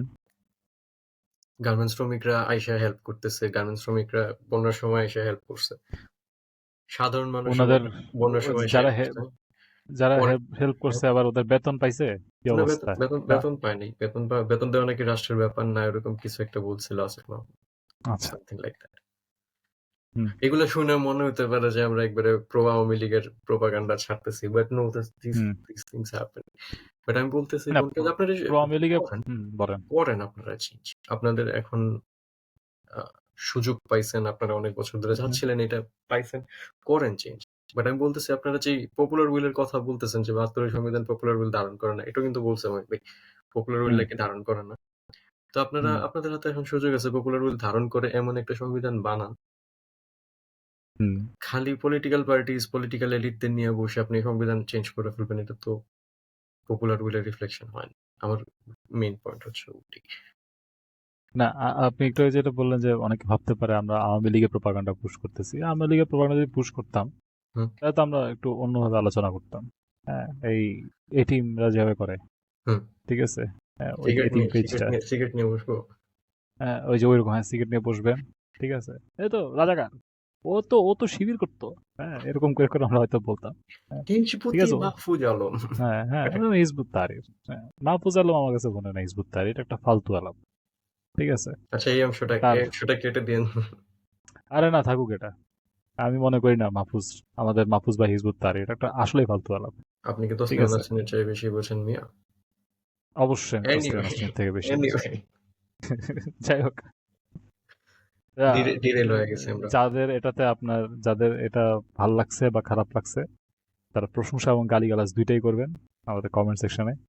তো আচ্ছা, এখন এটা যেটা বলছে বাংলাদেশের সংবিধানের, উনি একটা পয়েন্ট দিছে, হুম, ডক্টর হুম, আলী রিয়াজ, এটা হচ্ছে বাংলাদেশ সংবিধান আছে, এই সংবিধানের 1/3 আপনি অ্যামেন্ডই করতে পারবেন না ইটারনিটি ক্লজের মাধ্যমে। ইটারনিটি ক্লজ বলতে যেটা বোঝায় হুম, যে সংবিধানে আপনি এই করতে হবে, মানে আপনি কিছু জিনিস চেঞ্জ করতে পারবেন না। হ্যাঁ, এরকম কিছু ক্লজ চলে আসলে যে এই জিনিসপত্র চেঞ্জ করতে গেলে এটা হবে, ওই জিনিস চেঞ্জ করতে এটা হবে, এটাকে ইটারনিটি ক্লজ বলে। হুম। বা এটার একটু ফর্মাল নাম সম্ভবত আমি যদি আমার চিরস্থায়ী। হ্যাঁ, ওইটা হইতেছে কনস্টিটিউশনাল এন্ট্রেঞ্চমেন্ট। হ্যাঁ, হ্যাঁ, এটা চিরস্থায়ী থাকবে, ওকে।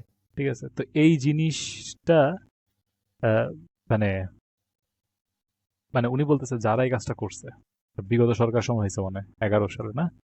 Most probably. হ্যাঁ, তো তখন যারা এটা করছে তারা নাকি এই কাজটা কখনো করতেই পারে না, এমনকি তারা সুষ্ঠু নির্বাচনে, মানে আওয়ামী লীগ যে শুধু সুষ্ঠু নির্বাচনে জিতেও আসতো, ডক্টর আলী যে বক্তব্য হচ্ছে এটা, হুম, তারপরও তারা সাংবিধানিক কিছু কনস্টিটিউশনাল এন্ট্রেঞ্চমেন্ট করতে পারতো না, কিছু ক্লজ রেখে দিতে পারতো না যেগুলো কোনোদিন বদল করতে পারবে না। তো উনি বলছে এই ইটারনিটি ক্লজ গুলাকে বাদ দিতে হবে। হুম, ওকে। এই জিনিসটাকে আপনি কিভাবে দেখেন? ইটারনিটি ক্লজের মধ্যে কি কি আছে ওটা কি জানেন আপনি? বিকজ আমরা আহ, কেউই বিশেষজ্ঞ না। হ্যাঁ, ওইটা নিয়ে একটু ঘাটা যায়, আমি ইটারনিটি ক্লজ নিয়ে আমি জানতাম। হ্যাঁ, আমাকে একটু আবার একটু চট করে রিফ্রেশ দেখে আসতে করতে হবে। হবে। হ্যাঁ, রিফ্রেশ করে, আমি রিফ্রেশ করতে আপনি একটা কিছু বলতে থাকেন এটা নিয়ে, এমনিতেই বলতে অন্য থাকবো। কোনো পয়েন্ট। আমি কি এটিএম এমনিতেই যা মন চায় বলতে থাকবো। আপনি এটির মধ্যে যেটার মধ্যে বলতে পারেন, বা আপনি করতে পারেন, অন্য একটা একটা ছড়া ভিডিও বলতে পারেন। ছাড়ছি আমি এখন। হুম, হুম, আচ্ছা না। উম হুম, কিছু ফান্ডামেন্টাল কোয়েশ্চেন, কিছু মূলনীতিগত জিনিস যেগুলা হচ্ছে ওরকম থাকা প্রয়োজন আমার হুম, মতে।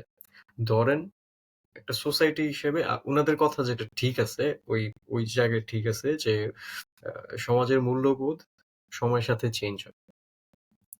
ট্রু। ওই হুম, অনুযায়ী আইনও চেঞ্জ হয়। That is also true. But কিছু হুম, হুম, মূলনীতি আছে যেগুলা চেঞ্জ হয় না কখনোই।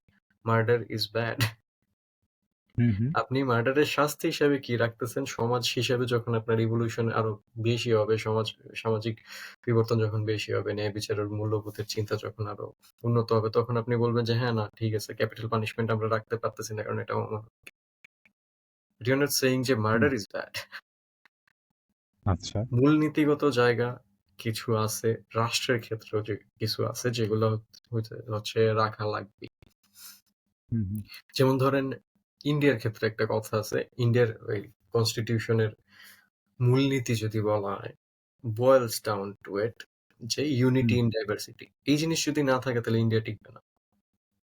হুম, হুম, কারণ ইন্ডিয়া এত ভাস্ট একটা জায়গা, এত ডাইভার্সিটি ওইখানে। এই unity in hmm, hmm, diversity যদি না থাকে, ইন্ডিয়া একটা রাষ্ট্র হিসেবে টিকে থাকা মানে পসিবল না। তো হুম, ওইটা হুম, মূলনীতি। ওইটা খুব সম্ভবত ইনফ্রেঞ্চড কনস্টিটিউশনাল ইনফ্রেঞ্চমেন্ট হিসাবেই আছে ওইখানের মধ্যে। এখন এটা যদি কেউ বাদ দিয়ে দিতে চায়, বাদ দিয়ে দিতে পারে। বাট আই ডোন্ট থিংক ওটা কিন্তু সেটার ফলাফল কি হবে? এটা হচ্ছে প্রশ্ন। ফলাফল কি হবে এক্সাক্টলি। Hmm, hmm. এন্ড উনারা এটার কি বাদ দিতে চাইতেছে ওইটা বুঝতে পারলে একটু ভালো হইতো। হুম। আচ্ছা, এখানে আমি একটু তাহলে ওই পয়েন্টটা একটু আমি মাত্র দেখে একটু মগজকে শানিত করলাম। হুম, বেসিক্যালি এটারনিটি ক্লজ বলতে উনি ৭ এর ধারাগুলোকে বুঝাইছে। হুম? অনুচ্ছেদ ৭ এর ধারাগুলো আরকি। তাহলে রাষ্ট্রের তোমার মালিক ৭ এর জনগণ টাইপের ওইগুলা? আ আ ঐরকম না। ৭ এর ধারার বিষয়গুলো হচ্ছে আপনার অ্যা যেমন ৭ এর শুধু ৭ এ যেটা ছিল প্রজাতন্ত্র সকল ক্ষমতার মালিক জনগণ, জনগণের পক্ষেই সেই ক্ষমতার প্রয়োগ কেবল এই সংবিধানের অধীন এবং কর্তৃত্বে কার্যকর হইবে। হুম, জনগণের ক্ষমতা প্রয়োগ হবে কিন্তু এই সংবিধানের অধীন এবং কর্তৃত্বে। ২. জনগণের অভিপ্রায়ের পরম অভিব্যক্তি রূপে এই সংবিধান প্রজাতন্ত্রের সর্বোচ্চ আইন এবং অন্য কোনো আইন যদি এই সংবিধানের সহিত অসামঞ্জস্য হয় তাহলে সেই আইনের যতখানি অসামঞ্জস্যপূর্ণ ততটুকু বাতিল হইতে হবে। এটা খুব বেসিক কথাবার্তা, হুম, সংবিধানের উদ্দেশ্য এটা। হুম, হ্যাঁ, হুম। সংবিধানের মূলের সাথে আপনি অসামঞ্জস্যপূর্ণ আইন রাখতে পারবেন না। তো একটা কিন্তু ৭ এর ডেমোক্রেটিক ক হ্যাঁ, ধারা, সরি, হ্যাঁ, বলেন। হ্যাঁ, সমস্যা নেই শুনে।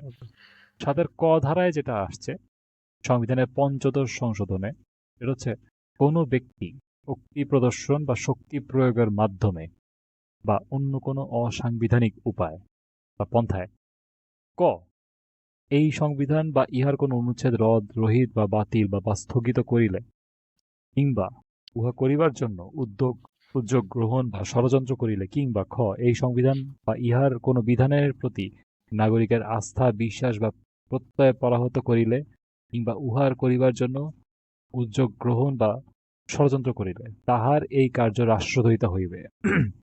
ওই ব্যক্তি রাষ্ট্রদ্রোহিতার অপরাধদোষী হইবে। এবং ২ এক দফায় বর্ণিত মানে একটু আগে যে দফাটা বর্ণনা করলাম আমরা, হুম? হুম, কোন কার্য করিতে সহযোগিতা যারা করবে, উস্কানি যারা দিবে কিংবা খ কার্য অনুমোদন যারা করবে, মার্জনা সমর্থন বা অনুসমর্থন করবে, তারাও একই অপরাধের মধ্যে পড়বে। ৩ নাম্বার এখানে একই সাথে আছে। এই অনুচ্ছেদে বর্ণিত অপরাধে দোষী ব্যক্তি প্রচলিত আইনে অন্যান্য অপরাধের জন্য নির্ধারিত দণ্ডের মধ্যে সর্বোচ্চ দণ্ডে দণ্ডিত হবে। মানে আপনার রাষ্ট্রদ্রোহের সর্বোচ্চ দণ্ড কি? এক্সিকিউশন। হুম? মৃত্যুদণ্ড। আচ্ছা, ৭ এর খটা বলি। ৭ এর খ হচ্ছে সংবিধানের ১৪২ অনুচ্ছেদে যাই থাকুক না কেন, হুম, সংবিধানের প্রস্তাবনা প্রথম ভাগের সকল অনুচ্ছেদ, প্রথম ভাগটা তো জানেন প্রজাতন্ত্রের যে হুম, ৭ পর্যন্ত আরকি। হুম, হুম, হুম? দ্বিতীয় ভাগের সকল অনুচ্ছেদ, দ্বিতীয় ভাগটা হচ্ছে কি? রাষ্ট্র পরিচালনার মূলনীতি সম্পর্কিত দ্বিতীয় ভাগ। এখানে হচ্ছে আপনার ৮ থেকে ২৫ পর্যন্ত, অনুচ্ছেদ পর্যন্ত। ওকে? এটা দ্বিতীয় ভাগ। নবম ক ভাগে বর্ণিত অনুচ্ছেদসমূহের বিধানবলী সাপেক্ষে তৃতীয় ভাগের সকল অনুচ্ছেদ এবং একাদশ হতে ১৫০ অনুচ্ছেদ সহ অন্যান্য অনুচ্ছেদ সহ সংবিধানের অন্যান্য মৌলিক কাঠামো সংক্রান্ত অনুচ্ছেদসমূহ বিধানাবলীর সংযোজন, পরিবর্তন, প্রতিস্থাপন, রহিতকরণ কিংবা অন্য কোনো পন্থায় সংশোধনের অযোগ্য হইবে। হুম। ব্যাপারটা কি আমি বুঝাতে পারছি? উনি কি পয়েন্টটা মিন করছে বা আমার হ্যাঁ, বর্ণনায় হ্যাঁ, কি এটা আসছে? হ্যাঁ, বুঝতে পারছি আমি। হুম। ৭ এর মানে ৭ অনুচ্ছেদে যেটা বলা হয়েছে ৭ এর ক, খ। না হ্যাঁ, ৭ এর ২ ক, টাতে। খ তো পরে। ৭ অনুচ্ছেদে যেটা বলেছে আমি সেটার কথাই হুম, বলতেছিলাম যে একটা ডেমোক্রেটিক হুম, হুম। গণতান্ত্রিক দেশে প্রজা অ্যা নাগরিক হচ্ছে রাষ্ট্রের মালিক। সা রাষ্ট্রের অবশ্যই। ক্ষমতার মালিক। অ্যান্ড এটা হুম, তো হচ্ছে কি কারণে ঠিক কি কারণে আপনি চেঞ্জ করবেন? যদি বলেন যে এগুলা চেঞ্জ করতে পারা উচিত যদি বলেন, ঠিক কি কারণে এটা চেঞ্জ করবেন? হুম, হুম, এখন আপনি ৭ এর ক এর কথা বললেন যেখানে বলা হচ্ছে যে এগুলা করলে হচ্ছে এটা রাষ্ট্রদ্রোহিতায় শামিল হবে। হুম, সো আমি বুঝাতে পারতেছি আমি কেন হাসতেছি? হুম। মানে আমি বুঝার চেষ্টা করতেছি, বুঝান। উনি সেলফ সার্ভিং একটা কথা বলছেন এখানে যে উনি যদি মানে উনারা যদি সংবিধানে চেঞ্জ করতে চায়, বর্তমানে হুম, সংবিধানে চেঞ্জ করতে চায় তাহলে এই মানে বর্তমান সংবিধান অনুযায়ী উনারা হচ্ছে অপরাধী। হুম, হুম, তো ওইজন্যই উনি এই জিনিসটা বাতিল করতে চাচ্ছে যেন উনারা ওই সংবিধানটা চেঞ্জ করতে পারে without the legal ramifications of it in the hmm, possible future যেখানে আওয়ামী লীগ ফিরে আসতেছে। Hmm, but hmm. Why would you change ৭ number কেন চেঞ্জ করবেন? যেখানে বলা হচ্ছে যে আওয়ামী লীগ ফিরে আসা লাগবে না, বিএনপিও চাইলে করতে পারে। না মানে আমি হুম, বলতেছি যে ধরেন বিএনপি এখানের মধ্যে একটা হুম, ইন্টারেস্টেড পার্টি হিসেবে জয়েনও করল। হুম, হুম, বাট মানে আপনি এটা চেঞ্জ কেন করবেন? মানে ইনট্রেনচমেন্ট যেগুলোর কথা বলতেছেন, যেগুলো চেঞ্জ করার কথা, হুম, হুম, হুম। সেখানে তো বেসিকটা হচ্ছে রাষ্ট্রের ক্ষমতার মালিক হচ্ছে জনগণ। এখন ধরেন ওই এই জিনিস আপনি চেঞ্জ ইনভেস্টমেন্টে করবেন কেন? এখানে এখানে একটা অন্য একটা ঘাপলা আছে। হুম, যদি আমি বিশেষজ্ঞ না তারপর বলি, ঘাপলাটা হচ্ছে এরকম: ৭-এর খতে হুম, সংবিধানের ১৪২ অনুচ্ছেদে যাই থাকুক না কেন, হুম, সংবিধানের প্রস্তাবনা প্রথম ভাগের কি, দ্বিতীয় ভাগের সকল অনুচ্ছেদ, এই যে বলছি না একটু হুম, আগে, হুম, হুম, হ্যাঁ, হুম, ১৪২টা কি, ১৪২-এর হইতে বলা হয়েছে যে তা সত্ত্বেও মানে আপনি চেঞ্জ করতে পারবেন না, বাট মানে তা সত্ত্বেও আপনার সংসদের আইন দ্বারা এই সংবিধানে কোনো বিধান সংশোধন, পরিবর্তন, প্রতিস্থাপন বা রহিতকরণ দ্বারা সংশোধিত হইতে পারিবে। তবে শর্ত থাকে যে সরেও অনুরূপ সংশোধনীর জন্য আনীত কোনো বিলের সম্পূর্ণ শিরোনামায় এই সংবিধানের কোন বিধান সংশোধন করা হইবে বলিয়া স্পষ্টরূপে উল্লেখ না থাকিলে বিলটি বিবেচনার জন্য গ্রহণ করা যাইবে না। হুম, সরেয়া সংশোধনের মোট সদস্য সংখ্যার অনূন্য ২/তৃতীয়াংশ ভোটে গৃহীত না হইলে অনুরূপ কোন বিলে সম্মতিদানের জন্য তাহা রাষ্ট্রপতির নিকট উপস্থাপিত হইবে না। ঠিক আছে? হ্যাঁ? খ, আচ্ছা ওইটা আমি just বললাম ক এর কথা। খ, উপরিউক্ত উপায়ে কোনো বিল গৃহীত হইবার পর, মানে আপনি ২/তৃতীয়াংশ সংসদ সদস্যদের ইয়া পাইলেন, এবং মানে এর ২টা ধারাই আপনি মানে শর্ত হুম, পূরণ মিট করলেন। করতে পারি। উপরিউক্ত উপায়ে কোনো বিল গৃহীত হইবার পর সম্মতির জন্য রাষ্ট্রপতির নিকট তাহা উপস্থাপিত হইলে উপস্থাপনের ৭ দিনের মধ্যে তিনি বিলটিকে সম্মতি দান করবেন, এবং তিনি তাহা করিতে অসমর্থ হইলে উক্ত মেয়াদের অবসানে তিনি বিলটিকে সম্মতিদান করিয়াছেন বলিয়া গণ্য হইবে। মানে এখানে ৭ দিনের মধ্যে বিলটাকে উনি সম্মতি দান করবেন। হুম, হুম। যদি না করেন তাইলে হ্যাঁ, বুঝতে পারছি। হুম, যেদিন না সংবিধান করা হয়ে গেছে বলে ধরা হবে। এখন এখানে একটা আপনি টিকা বলি। হুম, ২০১১ সালের আহ ১৪ নম্বর আইন মানে ৪৭ ধারা বলে আপনার ১৪২ অনুচ্ছেদ পরিবর্তে প্রতিস্থাপিত, মানে এখানে কিছু প্রতিস্থাপন করছে। হুম, এখন ধরেন এখানে কিছু ফাঁক ফকর রয়ে গেছে যেটা ১১ সালে করছে। হুম, হুম, এই ফাঁক ফকরটা বুঝছেন তো? যেমন ধরেন আপনার কিন্তু আবার সংবিধানের বেশ কিছু জায়গায় চেঞ্জ করা লাগবে, ওই যে পপুলার উইলের জন্য। হুম, ধরেন কিছু জিনিস আপনি চেঞ্জ করবেন এক সময়, মানে হুম, একদম মৌলিক বিষয়গুলো বাদ দিচ্ছি, যেটা হুম, একটু আগে আপনি একদম মৌলিক একটা প্রিন্সিপালের কথা বলছেন। হুম, তো মৌলিক বিষয়গুলো বাদ দিলে যে অংশগুলো চেঞ্জ করা হবে, ধরেন জনগণের চাইলো সামহাও, ওইটার মেকানিজম কি কোনোভাবে আটকায় দেওয়া হয়েছে ৭ ক খ এবং ১৪২ মিলে? যেটাকে এই সিস্টেমটাকে উনি অ্যাকচুয়ালি কনস্টিটিউশনাল এনট্রেঞ্চমেন্ট বলতেছেন বলে আমি আমার যতদূর ঘাটাঘাটি আমি বুঝতে পারছি। কি মনে হয় আপনার কাছে? আমার কাছে তো মনে হচ্ছে না যে পপুলার উইল ধারণ করার মতো সব পথ বন্ধ করে দেওয়া হয়েছে এখানে। হুম, হুম, কেমনে একটু বলেন তো? তো মানে বা উনার আপনার উপায় তো বলে দেওয়া হইলো এখানে না? আপনি তো হুম, লাস্টে হুম, যেগুলো বললেন ওইখানের মধ্যে তো উপায় আছে। রাষ্ট্রপতির কাছে জমা দিবেন। রাষ্ট্রপতি এই শর্ত মিট করে এখন হুম। ইম্পোর্টেন্ট ফ্যাক্টর ইজ শর্ত মিট হইছে কিনা। এন্ড ওইটা হচ্ছে ব্যাপার। ধরেন বিগত সরকার রাষ্ট্রের সময় যেটা হইছে, মানুষের প্রধানতম অভিযোগ যেটা, সেটা হুম, হচ্ছে আপনার আহ, অগণতান্ত্রিক সরকার হুম, সিস্টেমের মানে ম্যাল ফাংশনকে ইউজ করে তারা ফেক নির্বাচন দিয়ে দিয়ে টিকেছিল। হুম। এরকম পরিস্থিতিতে আপনি সংসদে ২/তৃতীয়াংশ ভোট পাবেন না ২০১১ একটা তে বিল বলছেন না আনতে গেলে। সংশোধনটা? হুম, ২০১১ ২০০৯ এর ইলেকশন কি ফেয়ার হয় নাই কেউ বলতে চাচ্ছে এটা? নয় 13 একটা থেকে হয় নাই। 14 কিন্তু থেকে শুরু হয়েছে এরপরে 14। কি করবেন? এরপরে কি করবেন? এটা হচ্ছে ব্যাপার।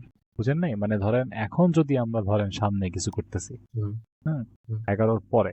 হুম, তো তখন চেঞ্জ তো আপনি করতে পারবেন না। কারণ ওই হাইপোথেটিক্যাল ওই সরকারটা রয়ে গেছে এবং তারা বারবার এটাকে ম্যানিপুলেট করতেছে। হ্যাঁ, 2/3 সংসদ সদস্য আপনি পাচ্ছেন না। হুম, ভোট কেন্দ্র সব ওদের দখলে। হুম। সেই ক্ষেত্রে কি করবেন? তা- আমি এই জন্য ধরেন আমি generally owner point of view গুলোর সাথে একমত না হইলেও আমার কাছে মনে হয়েছে যে এন্ট্রেন্সমেন্টের জায়গায় কিছু আসলে সমস্যা রয়ে গেছে। হুম, হ্যাঁ, কিন্তু এই সমস্যাগুলো আপনার সংবিধানকে পুনরায় পুরোপুরি বিলুপ্ত করে দেওয়ার মতো কোনো পরিস্থিতিতে ফেলে না, বরং গিভেন সংবিধানের মধ্যেই আপনি এটাকে চেঞ্জ করার একটা পথ বের করতে হবে।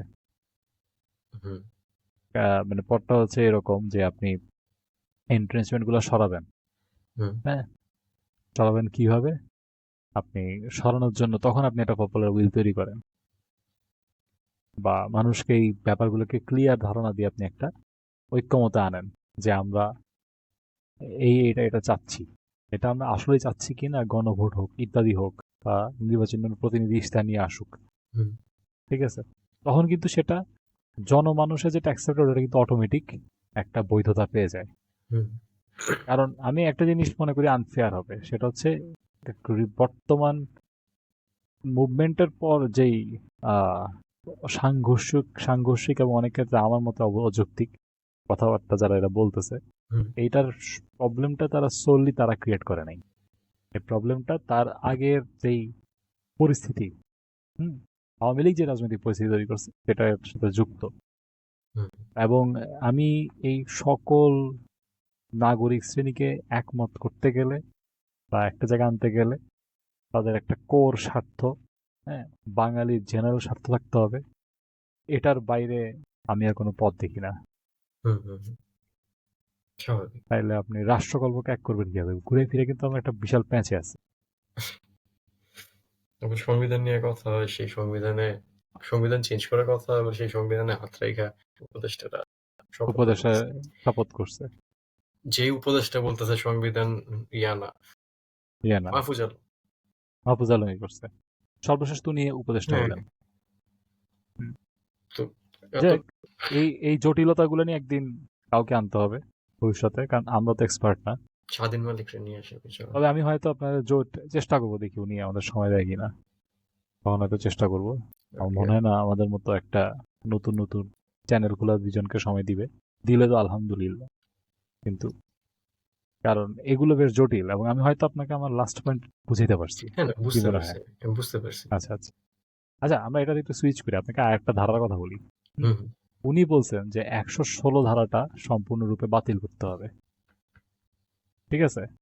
116 ধারাটা হচ্ছে বিচার কর্মবিভাগে নিযুক্ত ব্যক্তিদের এবং বিচার বিভাগীয় দায়িত্ব পালনেরত ম্যাজিস্ট্রেটদের নিয়ন্ত্রণ, তাদেরকে যে নিয়ন্ত্রণ করবেন, তাদের কর্মস্থল কি হবে সেটা নির্ধারণ, হুম, পদোন্নতি হবে কিনা, ছুটি মঞ্জুরি হবে কিনা এবং শৃঙ্খলা বিধান রাষ্ট্রপতির উপর ন্যস্ত থাকিবে এবং সুপ্রিম কোর্টের সহিত পরামর্শক্রমে রাষ্ট্রপতি কর্তৃক তাহা প্রযুক্ত হইবে। ওকে। ১১৬ ক হচ্ছে এই সংবিধানের বিধানাবলী সাপেক্ষে বিচার কর্মবিভাগে নিযুক্ত ব্যক্তিগণ ম্যাজিস্ট্রেটগণ বিচার কার্য পালনের ক্ষেত্রে স্বাধীন থাকিবেন। ঠিক আছে? হুম, ওকে। ১১৬ নিয়ে যেই আপত্তি জায়গাগুলো হুম, আপনার, যেটা হইতেছে রাষ্ট্রপতির হাতে গেছে। আবার রাষ্ট্রপতি নাকি ইয়ার উপর ডিপেন্ডেন্ট, প্রধানমন্ত্রীর উপর প্রধানমন্ত্রী। ডিপেন্ড। হ্যাঁ, হুম। মানে ওনার বক্তব্যটা হচ্ছে এরকম, বিচার বিভাগের স্বাধীনতার জন্য এটা খুব বড় একটা প্রতিবন্ধকতা। বিচার বিভাগ তুলে দেওয়া হচ্ছে নির্বাহী বিভাগের কাছে। হুম, ওনার বক্তব্য এটা, হুম, ডক্টর আলী রিয়াজের। সেটি আবার তুলে দেওয়া হচ্ছে এক ব্যক্তির কাছে। হ্যাঁ, এই ব্যাপারটি ঠিক করতে হলে নতুন করে লিখতে হবে। মানে উনি বলতেছে এখানে নতুন করে লেখা ছাড়া কোনো উপায় নেই। বল, এই এই কেসটা তো খুব সম্ভবত এসকে সিনহার সাথে যেটা হয়েছে বেসিক্যালি, হুম হুম। ওনারে রাষ্ট্রপতির বাসায় ডাকায় নিয়ে ওনারে পদত্যাগ করতে বলা হলো, এই সেই এগুলো অনেক। আহ, উনি তো বিভিন্ন জায়গায় এখনো বলতেছেন, ওনার ফেসবুকে উনি বলতেছেন বিচার বিভাগের স্বাধীনতার জন্য আমার মনে হয় এটা দরকার। মানে উম হুম, এটা দরকার ছিল। এটা তো ছিলও মনে হয় খুব সম্ভবত আগে থেকে ছিল। এটা পরবর্তীতে চেঞ্জ করা হইছে। আই হুম, থিংক ১৫ বা ১৪ দিকে হয়তো চেঞ্জ করা হয়েছিল এটা। হুম, হুম। নট আমার পুরোপুরি মন নেই।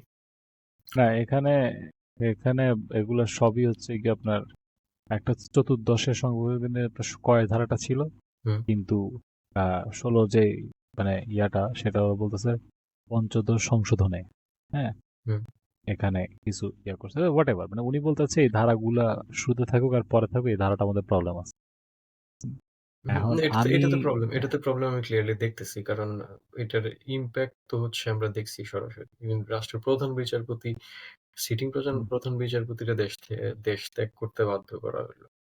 হুম হুম দুর্নীতির অভিযোগ এনে। তো দুর্নীতির অভিযোগ থাকলে আপনারা উনারা প্রধান বিচারপতির পদে নিয়োগ দিছেন কেন? হুম হুম তাই না? হুম, হুম, তো অবশ্যই তো আ কোনো এক কারণে উনার সাথে হচ্ছে আওয়ামী লীগের তৎকালীন সরকার প্রধানের বিভিন্ন কোনো এক ইস্যু নিয়ে উনার সাথে মনোমালিন্য হইছে। আন্ডারস্ট্যান্ডিং এর হুম হুম প্রবলেম হইছে। তো উনারে ওইরকম করে বলা হয়েছে যে আপনি এগুলা মানে খুব সম্ভবত উনারে এই ইয়ার কথা বলা হয়েছিল। এটা নিয়ে সমালোচনা হইতেছিল। হুম, তখন হুম। উনারে বলল পদত্যাগ করা হইতে। কোনো এক আচ্ছা নেতা তখন আমার খুব উম সর ঠিক মনে নেই। খুব সম্ভবত হুম শেখ হুম তাপস, ফজলানুর তাপস or someone বলতেছিল যে সংখ্যালঘু থেকে ধইরা এনে আপনার প্রধান বিচারপতি বানাইছি। হুম হুম সো ওইটা হচ্ছে ইয়ে আরকি মানে আল্টিমেটলি উনি হচ্ছে দেশ ছাড়া লাগলো। এই জায়গাটাতে প্রবলেম যেটা অ্যাপারেন্ট ওইটা দেখতেছি আমরা। হুম তো এইটা হ্যাঁ, এটাতে আমি উনার সাথে একমত। আলী রিয়াজের সাথে একমত, ডক্টর আলী রিয়াজের সাথে। আপনার কি মনে হয়? রিয়াজ আরেকটা আমারও ওরকম মনে হয় যে আমার মনে হয় নির্বাহী মানে বিচার বিভাগ নির্বাহী বিভাগের যে একটা ব্যালেন্স এগুলো নিয়ে অনেক চিন্তা ভাবনার জায়গা আছে হুম, মানে বিগত আমাদের অভিজ্ঞতার ভিত্তি করে হুম, হ্যাঁ কারণ অনেকে একটু আগে আমরা যে বলতেছিলাম আইনের প্রয়োগ হয় না কেন হুম, ধ্যান হয় না কেন এগুলার যদি আমরা তলায় যাই আমরা দেখতে পারবো একটা হচ্ছে সামাজিকভাবে মানুষের মধ্যে আইন মানার যেই আইনের প্রতি সম্মান বোধ এই হুম, জিনিসটা কম হুম, কারণ মানুষ আইন যে ভাঙে এটা নরম হয়ে গেছে এভাবে চিন্তা করে এমন না যে মানুষ চায় না আইনের শাসন আসুক হুম। ঠিক আছে মানুষ চায় না শাসন অন্যর এমন ক্ষেত্রে চাই। না মানুষ জেনারেলি ন্যায্যতা চায় আমি বিশ্বাস করি এটা হুম, হ্যাঁ হুম, কিন্তু আহ, আবার ওই দেখেন ওটা করতে গেলে আলটিমেটলি হয় যেটা পুলিশের উপর বিভিন্ন বিভাগের প্রভাব হ্যাঁ পুলিশের ইন্টারনাল ইয়া পুলিশ তো এটাকে মানে আইনে তো এনফোর্সার লাগে কেউ তো এনফোর্স করতে হয় তো হুম, আকাশ থেকে কেউ হবে না হুম, তো এটা একটা অংশ যদিও এটার আবার সামাজিক এবং জাতীয় শিক্ষানীতির বিষয় আসে যে আমাদের শিক্ষানীতি এমন কি যে আমরা আইনের প্রতি শ্রদ্ধাশীল আইনের নেসিটি বুঝি ওগুলো একটা আর্গুমেন্ট বাদ দিয়ে বলতেছি আপনি যে আইনে প্রয়োগ করবেন হুম, হুম, প্রয়োগের যে মাসলগুলো সেখানেও আমাদের সমস্যা আছে দুর্নীতি আছে আন্ডারস্ট্যান্ডিং এর ভুলভাল আছে তো অনেকে এটা কিন্তু বলতেই পারে এই যে বিচার বিভাগ স্বাধীন না ফলত এটা হচ্ছে ওই লুপটা টেনে আনতে পারে হুম, হুম, হুম যে আপনি যে যেই সংবিধানই আনেন এটা ফেল করবে কারণ বিচার বিভাগ স্বাধীন না এই কারণেই হচ্ছে তো এইসব বিচার বিবেচনা করে এটা যথেষ্ট ফলো আপ করা উচিত আপনার আমি একটা জিনিস জিজ্ঞেস করি হুম, সেটা হচ্ছে অনুচ্ছেদ ৩৯ হ্যাঁ ২ এই অনুচ্ছেদ ৩৯-এ বলা হয়েছে হুম, এটা নিয়ে উনি একটা বড়সড় আপত্তি তুলছেন আলী রিয়াজ সাহেব হুম, ঠিক আছে আমি একটু অনুচ্ছেদটা বের করি এক সেকেন্ড হ্যাঁ অনুচ্ছেদে বলা হয়েছে যে আপনার আহ, অনুচ্ছেদ, ৩৯-১-এ চিন্তা ও বিবেকের স্বাধীনতার নিশ্চয়তা দান করা হইল এটা হচ্ছে আপনার সংবিধানের ৩য় ভাগের অংশ হুম, হ্যাঁ যেখানে মৌলিক অধিকার সম্পর্কিত বিভিন্ন বর্ণনা আছে তো এখানে এক নম্বর বলা যায় চিন্তা ও বিবেকের স্বাধীনতা নিশ্চয়তা দান করলো আপনার চিন্তা স্বাধীনতা থাকবে আপনার বিবেকের স্বাধীনতা থাকবে ২ রাষ্ট্রের নিরাপত্তা বিদেশি রাষ্ট্রের সহিত বন্ধুত্বপূর্ণ সম্পর্ক জনশৃঙ্খলা শালীনতা ও নৈতিকতার স্বার্থে কিংবা আদালত অবমাননা মানহানি বা অপরাধ সংগঠনের প্রযোজনা সম্পর্কে আইনের দ্বারা আরোপিত যুক্তিসঙ্গত বাধা নিষেধ সাপেক্ষে ক প্রত্যেক নাগরিকের বাক ও ভাব প্রকাশ স্বাধীনতা অধিকার এবং খ সংবাদ প্রদান স্বাধীনতা নিশ্চয়তা দান করা হইল তো আপনার কোন যুক্তিসঙ্গত বাধা নিষেধ কোনগুলা একটা হচ্ছে রাষ্ট্রের নিরাপত্তা আপনি হ্যাম্পার করতে পারবেন না। ২ হচ্ছে মানে একটা হচ্ছে বিদেশি রাষ্ট্রের সহিত বন্ধুত্বপূর্ণ সম্পর্ক, এটা আপনি আচ্ছা। ক্ষতিগ্রস্ত করতে পারবেন না। হুম, হুম?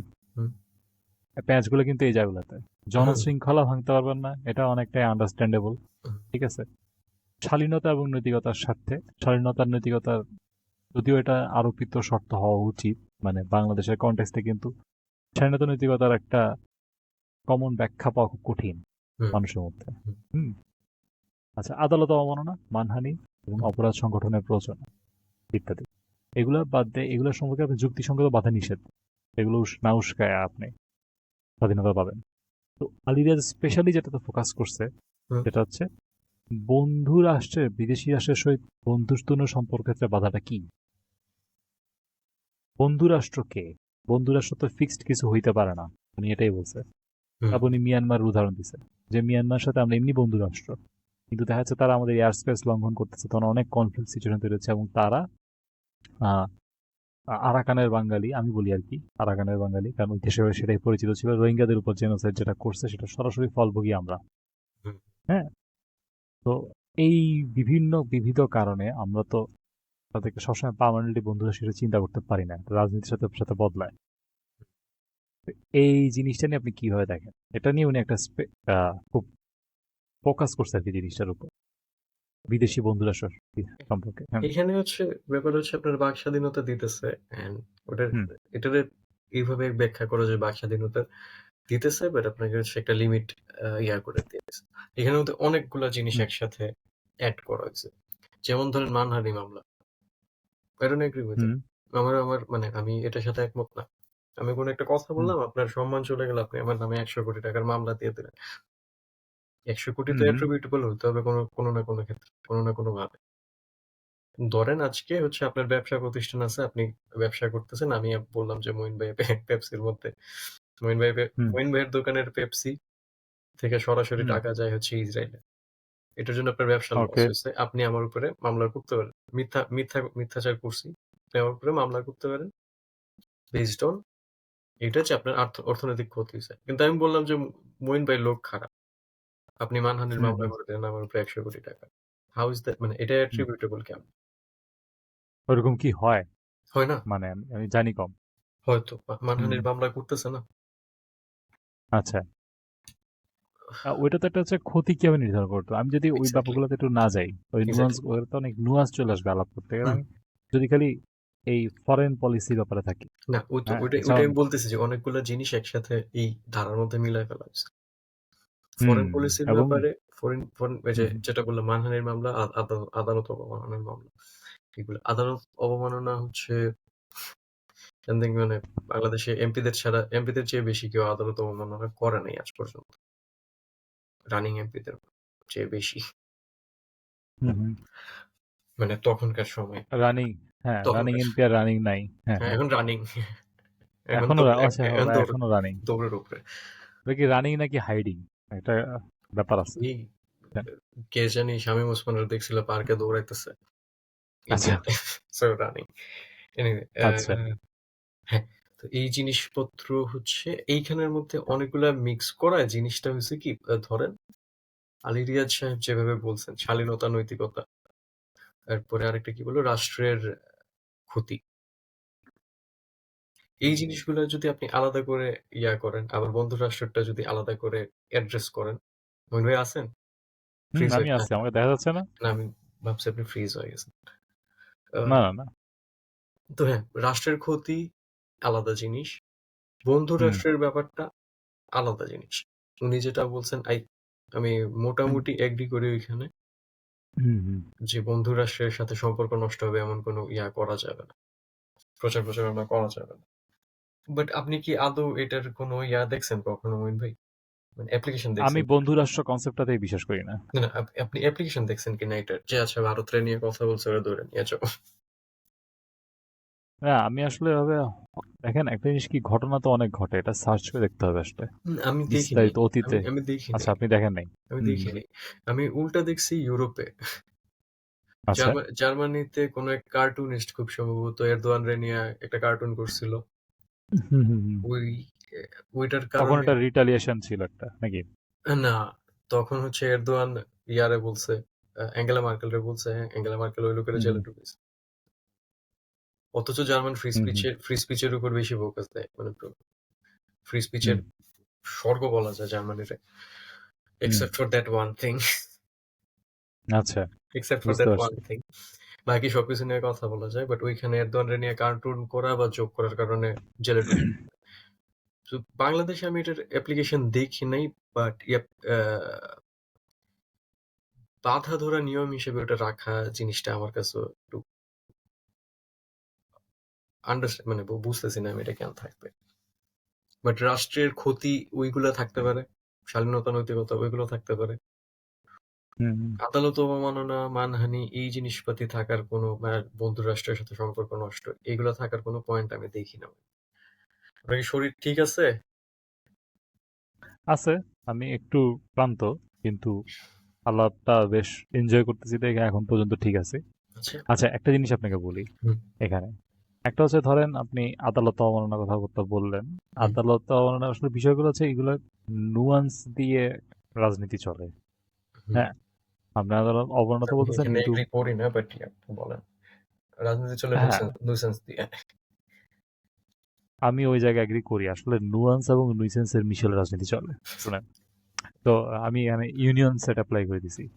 তো ধরেন হইতেছে আপনার এই, কেন বললাম এটা, আপনার ধরেন এমন একটা সিচুয়েশন আসছে, আপনার বিশাল একটা আন্দোলন করতেছে কোন একটা গ্রুপ, যারা ধর্মীয় কারণে বা বিভিন্ন কারণে অনেক শক্তিশালী, হুম, মানে সামাজিক প্রভাব আছে তাদের মধ্যে, হুম, তাদের সমাজের উপর অনেক প্রভাব আছে। হুম, তো এরকম যদি কেউ থাকে, হুম, তারা কি করলো, তারা একটা ইচ্ছা করে তাদের একটা আদালতের রায় পছন্দ পছন্দ হলো না, তারা ম্যাস ক্যাম্পেইন করলো, এটা অনলাইনে হোক অফলাইনে হোক, ঠিক আছে, ওইটাকে করে করে তারা যারা আদালতের পক্ষে আছে, হ্যাঁ, হুম, তাদেরকে খুব একটা ইয়ার মধ্যে ফেললো, নিগ্রহের মধ্যে ফেললো। আর বিষয়গুলো হচ্ছে কি, আপনি একটা হচ্ছে যদি আপনি হেইট স্পিচ টাইপের একটা আইডিয়াকে অ্যাকসেপ্ট করেন, সেক্ষেত্রে হচ্ছে আপনার এই ধরনের নুয়ান্সগুলোকে অ্যাকসেপ্ট করে সেই অনুযায়ী একটা সিস্টেমকে সাজাইতে হবে। আবার আপনি যদি হেইট স্পিচকে আপনি যদি খুব শক্তিশালী রাখতে চান, না না হেইট স্পিচ নেই, এগুলো ফ্রি স্পিচের মধ্যে ফালা দিব, হুম, তখনও কিন্তু তখন আপনাকে ফ্রি স্পিচের ফ্লো এতটা বেশি রাখতে হবে যাতে হেইট স্পিচ তৈরি হওয়ার, বড় হয়ে ওঠার সুযোগ না থাকে। হ্যাঁ, হুম, তো এইগুলা আসলে মানে আমি আপনার এই জন্য প্রথম পয়েন্টের সাথে একমত। এখানে একটা ধারায় অনেক জগখিচুড়ি আছে হয়তো, যদি আমি অত ভালো বুঝি না। হ্যাঁ, বা এটাকে অন্য কোনোভাবে হয়তো ডিল করা যায়, যারা এখানে কোনো বিজ্ঞজন কেউ যদি কখনো দেখে তারা শুধরে দিতে পারবে। হুম। ঠিক আছে, আমাদের ভুলটা নির্বুদ্ধিতা ধরাইতে পারবে, কিন্তু দেখ জেনারেলি আমি আপনার সাথে এই ৩৯ নিয়ে একটা মানে মোটামুটি একমত। আরেকটা জায়গায় আমি একটু যাই। হুম, হুম, যেমন ধরেন এই গণ আকাঙ্ক্ষা নিয়ে অনেক আলাপ হইলো। উনি আহ ওনারা একটা কমিশন দিয়ে এটা করার চেষ্টা করতেছে, মতামত নিচ্ছে, যদি আমি জানি না একটা কমিশন দিয়ে অনলাইনে মতামত নিয়ে কতটুক পপুলার উইল জানা যায়। আমার কাছে এটা ওনাদের প্রচন্ড লেভেলের অপরিপক্ক কাজ মনে হয়েছে। হ্যাঁ, কারণ মানে আপনি অনলাইনে খুব ভালোভাবে ডাটা ম্যানিপুলেশন করতে পারেন। এটা আপনি কেমনে পপুলার উইল বুঝবেন? এটা যদি আমরা না ঠিক আছে, জানি কে জানবে? এটা যে আমরা না জানি কে জানবে, হুম, সেটাই। যারা অনলাইনে একটু ঘাটে দেখে তারা কিন্তু খুব ভালো করে খেয়াল করে, অন্তত এই যুগে জানে যে কিভাবে হুম, ডাটা ম্যানিপুলেশন হয়। হুম, পারছে। তো এইভাবে এটা আমার মনে হয় না সম্ভব। জাহিদুর রহমানদের একটা জিনিসে যাই আপনি, হুম, হ্যাঁ, উনি একটা জিনিস উনি সহ এটা অনেকে বলছে, আমি এখন জানি না এখন এটা আবার গরম আছে কিনা, তবে আমার মনে হয় এটা ওরা চেষ্টা করতে থাকবে। এটা হচ্ছে ৭০ অনুচ্ছেদের সমালোচনা। ৭০ অনুচ্ছেদ আপনি জানেন, এটা আপনার হয়তো বলা লাগবে না, কি মনে হয়? বলেন, বলেন। ৭০ অনুচ্ছেদ হচ্ছে আপনি যদি কোনো নির্বাচনে কোনো রাজনৈতিক দলের প্রার্থী রূপে মনোনীত হইয়া হুম, কোনো ব্যক্তি সংসদ সদস্য নির্বাচিত হইলে তিনি যদি ক উক্ত দল হইতে পদত্যাগ করেন, অথবা খ সংসদে উক্ত দলের বিপক্ষে ভোটদান করেন, তাহা হইলে সংসদে তাহার আসন শূন্য হইবে, তবে তিনি সেই কারণে পরবর্তী কোন নির্বাচনে সংসদ সদস্য হইবার অযোগ্য হইবেন না। হ্যাঁ, মানে বেসিক্যালি আপনি নির্বাচিত হয়ে আসছেন ধরেন হুম, একটা দল থেকে। হুম, ধরেন আমি আপনার আপনার প্রিয় দলের কথা বলি, ঠিক আছে, মানে আপনার চেহারা দেখে আমার যেটা মনে হয় আপনার প্রিয় দল হইতেছে, আপনার পার্সোনালিটি হতেছে, আপনার চেহারা দেখে বলতেছি, আমরা প্রিয় দল হচ্ছে গিয়া সিপিবি। জাতীয় জাতীয় সমাজতান্ত্রিক দল বা ন্যাশনাল সোশ্যালিস্ট পার্টি বা নাৎসি। ঠিক আছে? আচ্ছা, এই কথাটা বলাতে কি সমস্যা হইব ভিডিওতে? যাই না, হইলে জানেন কাইটাইতে বলবো। জাতীয় পার্টি, জাতীয় পার্টি। আচ্ছা, ধরেন এই টাইপের একটা পার্টি হয়ে আপনি নির্বাচিত হয়েছেন সংসদ হয়ে। হুম, আমি এখন আমি আপনি বুঝতে নির্বাচিত পারছি। হয়ে আমি আপনার জিনিসটা বুঝতে পারছি। খুব সম্ভবত এরকম কারো এই একজনের কনসেপ্টটাকে বলে ফ্লোর মুরাদ, ক্রসিং। মুরাদ খুব সম্ভবত এ হুম হুম। টাকলা মুরাদ হাসান। আচ্ছা, হ্যাঁ বলেন। মুরাদ হাসান সম্ভবত যে এইসব করার পরে কোন এমপি পদ বাতিল হয়েছিল কিনা হুম ওরকম। হ্যাঁ, ফ্লোর ক্রসিং। তাই আপনি তো আবার বাক স্বাধীনতা এখানের মধ্যে করে দিতেছেন, সীমিত করে দিতেছেন। এটাতে আমি একমত ভাই। এটা আমি আগেও শুনছি যে এরকম করলে হচ্ছে সংসদ সদস্য পদ বাতিল হয়ে যায়। এটা হয়, সেটা হয়, দল থেকে বহিষ্কার করে হুম দেয় কারো সমালোচনা করলে। দলের হুম। সমালোচনা এটা সংবিধানে থাকবে কেন? ফার্স্ট অফ অল দলের না, গঠন কখন? আপনি যদি এখানে বলা হচ্ছে আপনি দল ত্যাগ করেন, হুম, হ্যাঁ, আপনি সমালোচনা দল থেকে মাইট দিছে মুট দিছে এসব। আপনি যদি পদ ত্যাগ করেন হুম, এবং দলের বিপক্ষে ভোট দান করেন, আপনি যদি দলকে মানে বেসিক্যালি বিট্রে করেন, সেই ক্ষেত্রে আপনি একটা প্রবলেমে পড়বেন। মানে সেক্ষেত্রে আপনার সংসদ মানে স্ট্যাটাসটা বাতিল হয়ে যাবে। বাতিল হয়ে গেলে যেটা হবে, আপনাকে এখন আর কিন্তু আপনি এর পরে আবার নির্বাচন করে আসতে পারবেন। ওই আসনটা হয়তো শূন্য হয়ে যাবে, আবার নির্বাচন হবে, জানি না। হুম এটা অ্যাবসোলুট কি বলে এটারে? মানে আনুগত্য হুম প্রডিউস করার নিয়ম এটা হচ্ছে একটা দলের মধ্যে থাকার কথা, দলের গঠনতন্ত্রে থাকার কথা। সংবিধানে কেন থাকবে এটা? হুম। সংবিধানে থাকার কারণটা হচ্ছে ফ্লোর ক্রসিং ঠেকানো। ফ্লোর ক্রসিং ঠেকানো হচ্ছে কি, কারণ ধরেন আপনি, যেটা আমি উদাহরণ দিতে নিছিলাম একটু আগে, হুম, আপনি একটা দল থেকে আসছেন, সেই দল থেকে আপনি আইসা নির্বাচিত হয়েছেন। হুম, এখন আপনি ওই দলের মানে নির্বাচনী প্রক্রিয়ার মধ্যে থাকার কারণে আপনি বিশেষ কিছু ভোট পাইছেন। একটা প্রার্থী কিন্তু সব ভোট তার একার ফেস ভ্যালুতে টানে না, হুম। সে কিন্তু দলীয় মার্কা, ইশতেহার নিয়ে টানে। মার্কা, হুম মার্কা। হ্যাঁ, মার্কাও আসে। ঠিক আছে? হুম, কারণ দলের নিজস্ব ইশতেহার থাকে। এখন আপনি রুম করে পাইছেন, কিন্তু অ্যাকচুয়ালি আপনি আমার স্লিপার এজেন্ট। হ্যাঁ, হুম, হুম, আপনি দাম করে সুইচ করে ফেলাইছেন একটা ছুতা দিয়া। হুম, এখন আমি কি করি, আমি হইতেছে খুব সুকৌশলে বিদেশ থেকে টাকা সুবিধা পাই বিদেশি কোনো এজেন্টের হাত থেকে। ফলে কিন্তু আপনার ফ্লোর ক্রসিং এর অনেক সমস্যা। হুম, দেশীয় এজেন্টের কাছে আপনি বিক্রি হবেন, তখন কিন্তু খুব ইজিলি পদ বিক্রি হওয়া শুরু হবে। হুম, শিল্পপতিরা কেনা শুরু করবে। হ্যাঁ, বড় বড় জায়ান্ট এবং আন্ডার মানে খুব পয়সাওয়ালা, যাদের পয়সা দৃশ্যত লিগ্যালি দেখা যায় না কিন্তু মাফিয়া, এরকম মানুষজন কাছে চলে যাবে। তারপর হচ্ছে বিদেশি শক্তি সরাসরি আপনাকে প্রভাবিত করতে পারবে, যেটা হুম। অ্যাকচুয়ালি আর ইন্টারনাল সিকিউরিটি থাকে না, এটা হচ্ছে একদম এক্সটার্নাল সিকিউরিটি থ্রেট হয়ে যেতে পারে। ওকে, হুম ওকে। এই জিনিসটার কারণে ফ্লোর ক্রসিং কে গুরুত্ব দেওয়া হয়।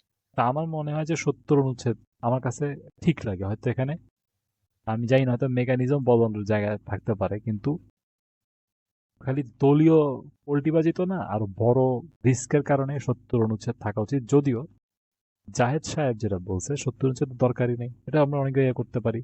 উনি কিন্তু ফ্লোর ক্রসিং এর বিপদ আছে এটা মেনে বলতেছে। মেনে উনি যেটা বলতেছে, পাকিস্তান যে ধরনের নাকি একটা সংবিধান করছে ওনার দাবি অনুযায়ী, মানে একটা একটা সলিউশন আসার চেষ্টা করছে এটা নিয়ে। হুম, এটা হচ্ছে বাকি সংবিধানে সরকার গঠন, সরকারের বিরুদ্ধে অনাস্থা। আপনি হুম, সরকার গঠন নিয়ে কোনো কথা বলতে পারবেন না, সরকারের বিরুদ্ধে অনাস্থা আনা, বাজেট বিষয়ে কোনো ঘাপলা করতে পারবেন না, এবং সংবিধান সংশোধন, এইসব কিছু বিষয় ছাড়া আপনি দলের বিরুদ্ধে ভোট দিতে পারবেন না। যদিও এই সমাধানটার আমি অর্থ বুঝি নাই। আ আপনি বুঝছেন? সরকারের বিরুদ্ধে অনাস্থা এটা খুব সম্ভবত ইন্ডিয়াতেও আছে। অ্যান্ড হুম জোটভুক্তরাই তুলতে পারে সরকারের বিরুদ্ধে অনাস্থা প্রস্তাব। পুরা ডিফারেন্ট জিনিস। আমি একটা একটা আপনারে অল্টারনেটিভ সিনারিও দিই মইন। হুম ধরেন দেন। আপনি আপনার এলাকা থেকে এমপি হইছেন। হুম আমি আরো করে উদাহরণ দিই। ধরেন হুম যে কুমিল্লার নাম চেঞ্জ করার কথা বলছিলেন শেখ হাসিনা। কুমিল্লার নাম হুম হুম করবেন মেঘনা বিভাগ। তো তখন ওই ভিডিও হুম আসলো কুমিল্লার এমপি যে ছিলেন বা উনি শেখ হাসিনারে হাতে পায়ে ধরে মানে হাতে পায়ে ধরে না মানে ভিডিও কনফারেন্সে বলতেছেন, "না, না, না আপা আমরা চেঞ্জ করতে দিব না।" আচ্ছা, কুমিল্লার মানুষও কিন্তু চায় না এই নামটা চেঞ্জ হোক। কুমিল্লার যারা লোকাল মানুষ অবশ্যই চাইবে না। চায় না এই নামটা চেঞ্জ হোক। এইরকম সিচুয়েশনে ধরেন এটা যদি সংসদে ভোটে যায়, আপনি এমপি হিসাবে বা বাহার সাহেব এমপি হিসাবে উনার দায় কি দলের প্রতি বেশি নাকি উনার কনস্টিটিউয়েন্সির প্রতি বেশি? বুঝাতে পারছি আপনারে? এরকম ইস্যুস কিন্তু হয় মঈন ভাই।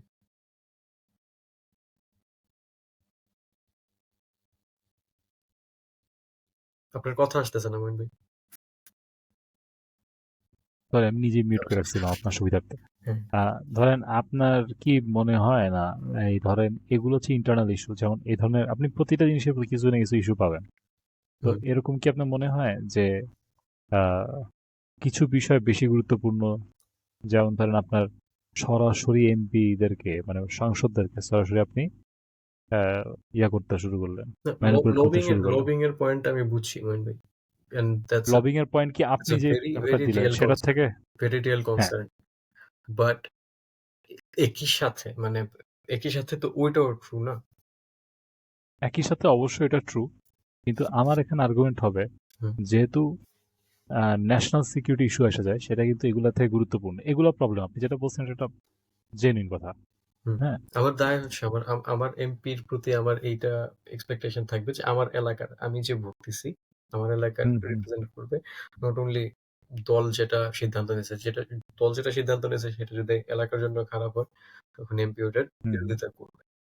এটা আমি এক্সপেক্ট করি। বাট আপনি যেটা বলতেছেন হুম ওইটা একদম ভ্যালিড পয়েন্ট।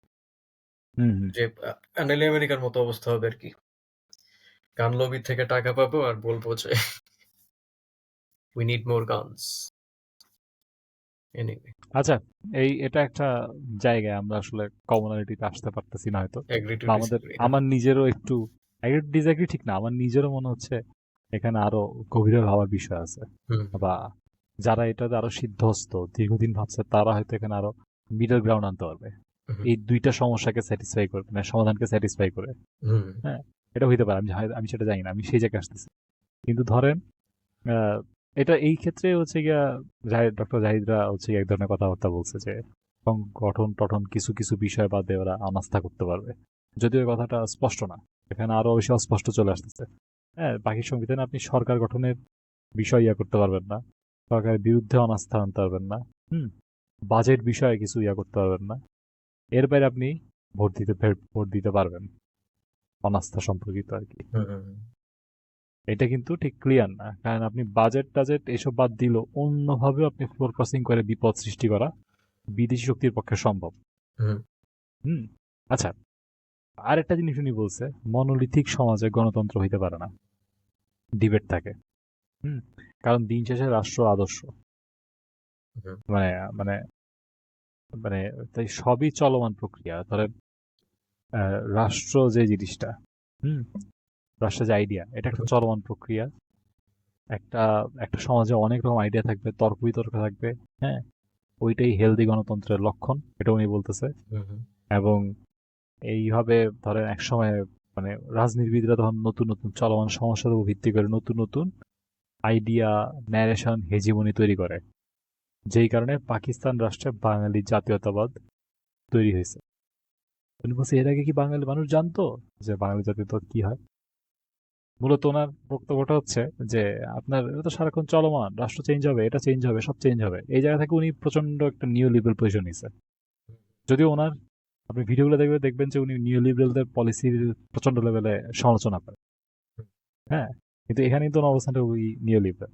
হ্যাঁ, যে কথা মানে বাঙালি জাতীয়তাবাদ মানুষ জানতো না পাকিস্তানের সিচুয়েশনটার আগে। ঠিক আছে। এটা কিন্তু সত্য কথা, আমি জীবনেও শুনিনি। ঠিক আছে, তো ওনার বক্তব্য হচ্ছে নতুন সংবিধান হয়ে যাওয়ার পরে এই ডিবেটটা চলতেই থাকবে, সংবিধান তাই বদল হইতেই থাকবে, নতুন নতুন ডেংশিয়া পেন আসতে থাকবে। মানে হুম, উনি যেই ভ্যারিয়েবিলিটি আইন এবং সংবিধানের, এটা হুম। উনি পুরাটা মধ্যে রাখতে চাচ্ছে, মূলনীতি টুলনীতি সবকিছুর মধ্যে, যে বাঙালি জাতীয় একটা ভেগ ধারণা, এটা তখনকার নেসিটি। আপনি এটা নিয়ে কি কিছু বলতে চান এই কোন? এটা বললে ভাই অনেক কিছু বলতে হবে। বাঙালি জাতীয়তাবাদের ধারণা পাকিস্তানের আমলের আগে ছিল না, এটা উনি কোত্থেকে পাইছে? I mean, এটা আমার কেন এক্সপ্লেইন করা লাগবে যে বাঙালি জাতীয়তাবাদের ধারণা পাকিস্তানের আগে ছিল? উনার কাছে কেন এক্সপ্লেইন করা লাগে? হি ইজ আ না উনি knowledgeable হয়তো person. He's a knowledgeable person. উনার দেখে উনার কথাবার্তা শুনে মনে হয় is very knowledgeable. হুম উনার কি এটা তো অজানা উনি বলতে থাকার চাচ্ছে কথা? তখনই এটা গুরুত্বপূর্ণ হয়ে উঠছে, গুরুত্বপূর্ণ এটাও বুঝে ছিল। থাকে।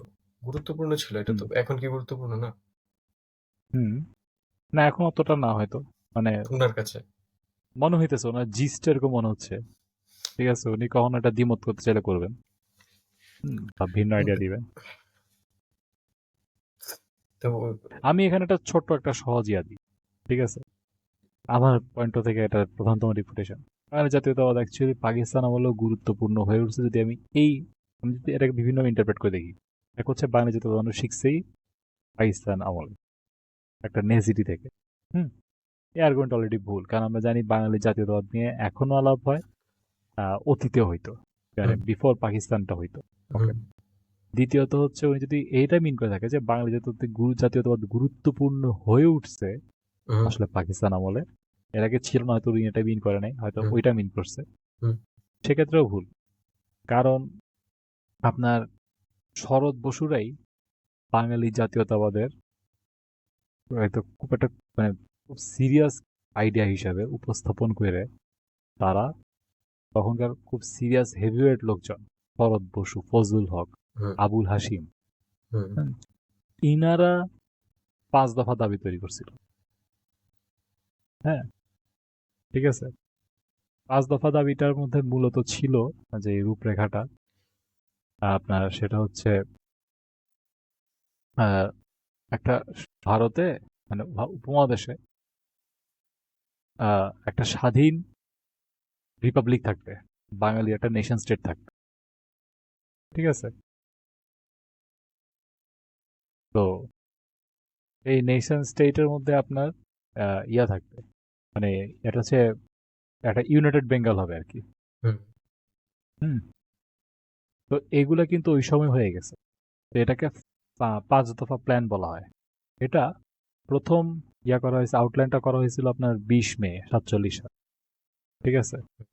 এবং তখনকার গভর্নমেন্ট, বাংলার গভর্নমেন্ট ফ্রেডরিক বড়োর সাথে মানে এটার আলাপ চাহিদা করে এটা দেওয়া হয়েছিল আর কি। যেটার মধ্যে আপনার 1 নম্বর হচ্ছে Bengal would be a free state, Bangali একটা ফ্রি স্টেট হবে। The free state of Bengal would decide its relations with the rest of India. এই ইন্ডিয়ার বাকি অঞ্চলের সাথে ফ্রি স্টেট তার সিদ্ধান্ত সম্পর্ক কি হবে এটা আলাদা করে ডিসাইড করবে। The constitution of the Bengal would provide for election for Bengal legislature on the basis of a joint electorate and adult franchise. Basically উনারা, আমি এটা বিস্তারিত প্রতিটা দফা বলতে যাচ্ছি না, এটা ইন্টারেস্টিং পয়েন্ট হচ্ছে আপনার একটা কনস্টিটিউট অ্যাসেম্বলি যেটা তৈরি হবে সেটা 30 জন পার্সনের মধ্যে হবে, এর মধ্যে 16 জন মুসলিম রিপ্রেজেন্টেটিভ, 14 জন হিন্দু রিপ্রেজেন্টেটিভ, ঠিক আছে। এই ধরনের চিন্তা ভাবনাও ছিল সেটাতে। তার মানে দেখা যাচ্ছে ওই সময় শরৎ বসুরা সবাই হেভিওয়েট লোকজন, তো তারা ব্যর্থ হয়েছে কারণ দিল্লির জায়গা থেকে কোনো হেল্প আসে নাই, এবং অনেক কোর কোর বিভিন্ন শক্তিশালী রাজনৈতিক এস্টাবলিশমেন্ট এটাকে করতে দেয় নাই। যার ফলপ্রসূতে এর পরের দিকে আছে পাকিস্তান মুভমেন্টের বিভিন্ন ধাপগুলো আসছে, আগে লাহোর প্রস্তাব, তারপর পাকিস্তান মুভমেন্ট, মানে পাকিস্তান প্রস্তাব, এই ইত্যাদি ইত্যাদি। উনার কথা তো তো মিসেস না। তার মানে জাতীয়তাবাদী চেতনা কিন্তু আরো আগেই তৈরি হয়েছিল অনেক শক্তিশালী ভাবে। হুম, হ্যাঁ, যত শক্তিশালী ভাবে। আমি তো অনেকভাবে এটাকে চিন্তা করি, তো মানে এই কথাটার আসলে বেসিস নাই, কিন্তু এগুলা আমি দেখতেছি এই অংশের মধ্যে একটা কমনালিটির জায়গা, হুম, মানে বিরোধী অংশের। তারা এই জাতীয়তাবাদ শব্দটাকে সম্ভবত প্রধানত অপছন্দ করে। এটাই মাহফুজ আলমদের একটা মানে বক্তব্যের ধরনও টের পাবে। আমি ওনার পোস্টের, মানে ফেসবুক পোস্টগুলো পড়ে দেখলাম, যেটা হচ্ছে কি উনি কিন্তু যে আইডিয়াগুলো ইয়া করে, যেমন উনি এক ধরনের প্রচলিত অর্থে ধর্ম সেকুলারিজম চায় না, বাট উনি একটা সেকুলার ওই টাইপের একটা ইনক্লুসিভ। ইনক্লুসিভ, হ্যাঁ ইনক্লুসিভ ধর্ম, মানে সব কোনো ধর্মের পক্ষ নিবে না, ধর্মনিরপেক্ষ বলে না বলি, হুম, মানে কোনো ধর্মীয় গোষ্ঠী বিশেষ পক্ষ নিবে না, সবাইকে ইনক্লুড করবে। হুম, এটা আসলে সেকুলারিজম না। হ্যাঁ, এরকম একটা এরকম একটা সিস্টেম উনি চাচ্ছে। হ্যাঁ, এটা তো তারপর এই উনি ডেফিনেটলি গণতন্ত্র চায়, সংস্কারের পরে নিশ্চয়ই উনি গণতন্ত্র রাখবে, হুম, ঠিক আছে। তারপর হচ্ছে গিয়ে উনি আহ, সমাজতন্ত্র। সমাজতান্ত্রিক, মানে টিপিক্যাল সমাজতান্ত্রিক ধারায় বিশ্বাস করে না, তবে এক ধরনের সমাজতন্ত্রে যারা বিশ্বাস করে সেটা সম্ভবত ইসলামিক সমাজতন্ত্র। কারণ সম্ভবত এই ভাসানী পালনবাদী আইডিয়ার সাথে ওইটাই উনি রিফ্লেক্ট করতে চাইছে। হুম, খালি একটা জিনিস বলেনি, সেটা হচ্ছে ন্যাশনালিজমের কথা বলে না, হুম। সভ্যতাবাদের কথা বলছে। সভ্যতাগত জাতীয়তাবাদ। এটা কি সভ্যতাগত জাতীয়তাবাদ বলছে? হুম। না, ওইটা নাহিদ ইসলাম বলছিল। সভ্যতাগত ওটা নাহিদ জাতীয়তাবাদ। ইসলাম বলছে, কিন্তু মাহবুব সাহেব হচ্ছে গিয়া এরকম কিছু বলে নাই। তবে ওই আরব মজারা সভ্যতাবাদের কথা বলে, আর জাতীয়তাবাদ উনি কখনো বলে না, উনি তাকে জাতিবাদ বলে। মজার জাতীয়বাদ। হ্যাঁ, তাইলে সব মিলে দেখা যাচ্ছে যে ওই বাকি তিন ধারার সাথে প্রবলেম নাই। প্রবলেম। প্রবলেম ঘুরায় ফিরায় এনাদের সবার হচ্ছে জাতীয়তাবাদের সাথে। আর জামাতের কি প্রবলেম এটা বলার দরকার নেই। হুম। তো মানে ফ্যাসিবাদ তাইলে আসলে জাতীয়তাবাদের কারণে মনে হয়, নাকি আপনার কি মনে হয়? না, ওদের তো হচ্ছে ইয়াটাই পুরা মাহফুজ আলম তো সরাসরি বলছিল যে বাঙালি জাতীয়তাবাদ একটা রেসিস্ট ফ্যাসিস্ট চিন্তা। এটা উনি কবে বলছে? আমি মিস করছি, আপনি একটু বলেন তো এটা নিয়ে কিছু। ইয়া আম, খালিদ মুদ্দিনের ওইখানে আসছিল তখন উনি বলছে যে বাঙালি জাতীয়বাদ আচ্ছা। বাঙালি জাতিবাদ একটা ফ্যাসিস্ট রেসিস্ট চিন্তা। হুম হুম। তো I don't know কি বলবো। কিভাবে এটা কিভাবে উনার তো ওই রেসিস্ট যে চিন্তা হতে পারে? ওইটাই বলতেছি যে উনার তো এক্সপ্লেন করে না। It's like a sound bite. হুম দিছে that refuse to explain. হুম তো বাঙালি জাতীয়তাবাদ রেসিস্ট কিভাবে আমি জানি না। ওনাদের খুব সম্ভবত অবাঙালিদের সাথে যে নিপীড়ন হয় বাংলাদেশে সেটার উপরে বেসিস করে উনি বলতেছে যে রেসিস্ট চিন্তা। বাট আমি তো দেখি না যে বাঙালি জাতীয়তাবাদের কারণে অবাঙালিদের উপর কোনো প্রকার নির্যাতন নিপীড়ন করা হয় বাংলাদেশে। হুম আমি দেখি না। মানে পার্বত্য চট্টগ্রামে যেটা হইতেছে হুম বেসিক্যালি বাংলাদেশের মিলিটারি ইন্ডাস্ট্রিয়াল কমপ্লেক্স বলা যায় বাংলাদেশের hmm hmm. Military industrial complex. আমি জানি না ইন্ডাস্ট্রিয়াল কমপ্লেক্স কথাটা দিয়ে বাট কি বোঝায় সেটার। মিলিটারি। তবে হ্যাঁ, ওখানে মিলিটারি স্বার্থ আছে, আমার ধারণা, আমার দেখা মতো এখানে অন্যান্য মিলিটারির বাইরে ধনতান্ত্রিক গোষ্ঠীর স্বার্থ আছে, ক্যাপিটালিস্টদের। ঠিক আছে, এটা দেখা যায়। আর আবার ধরেন সেখানে আমি, হ্যাঁ, হ্যাঁ বলেন, so, আপনি শেষ করেন। সেইখানে অ্যান্টি ইনসার্জেন্সি মুভমেন্ট শুরু হয়েছে শেখ মুজিবের আমলে শুরু হয়নি। বাঙালি হুম জাতীয়তাবাদীর আমলে শুরু হয়নি। শুরু হয়েছে বাংলাদেশী জাতীয়তাবাদীদের আমলে। হুম যেটা টেরিটোরিয়াল অ্যাম্বিশন আছে। বাঙালি জাতীয়তাবাদের তো টেরিটোরিয়াল অ্যাম্বিশনও নেই। যে আমরা বাঙালি জাতীয়তাবাদ পুরা বিশ্বে ছড়ায় দেব। হুম হুম। আপনি কি বলতেছেন বাংলাদেশি জাতীয়তাবাদের টেরিটোরিয়াল অ্যাম্বিশন আছে? হ্যাঁ, ওটা একটু কিরকম হইতে পারে? ওই যে মায়ানমারের সাথে যুদ্ধ করে দখল করে ফেলবো।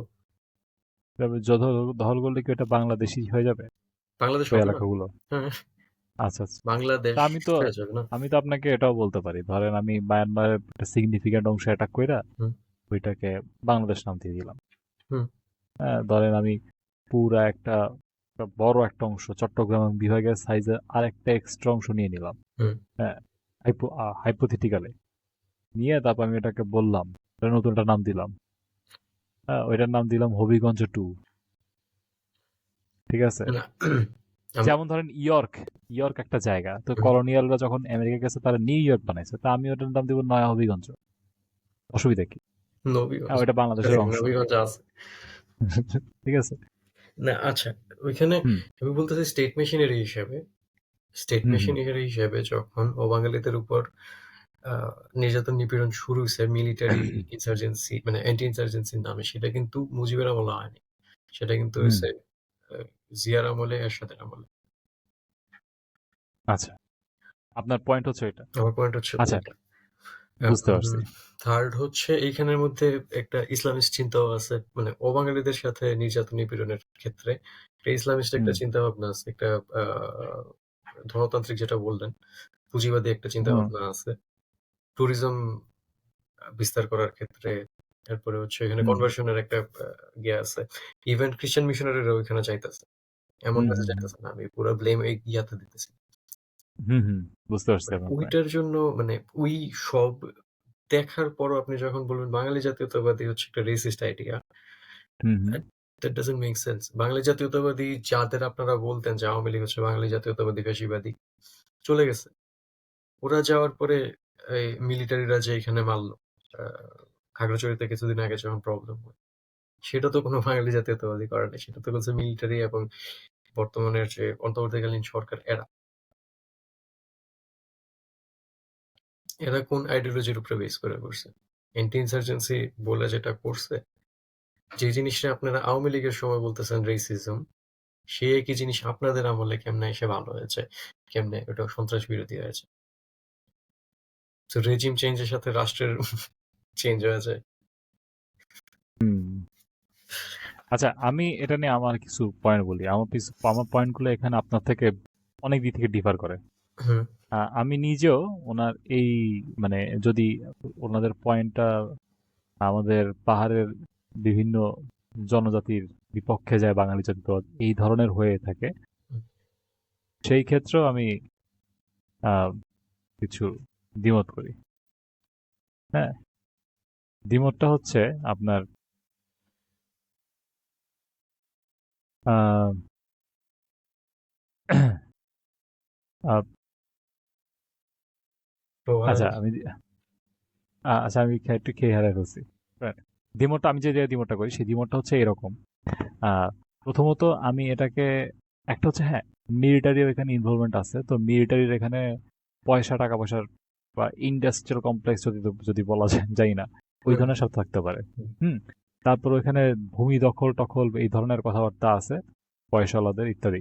ঠিক আছে, কিন্তু এই সমস্যাটাকে আমি আসলে জিয়া রহমানের সমস্যা হিসেবে দেখি না। এবং সেই জায়গার মানে সেই জায়গাটা থেকে এই আইডিয়াটা ভুল যে বাঙালি এইখানে বাঙালি জাতীয়তাবাদের মাধ্যমে নির্যাতিত হচ্ছে। দুই কারণে নির্যাতিত হচ্ছে না আমি মনে করি বাঙালি জাতীয়তাবাদের কারণে।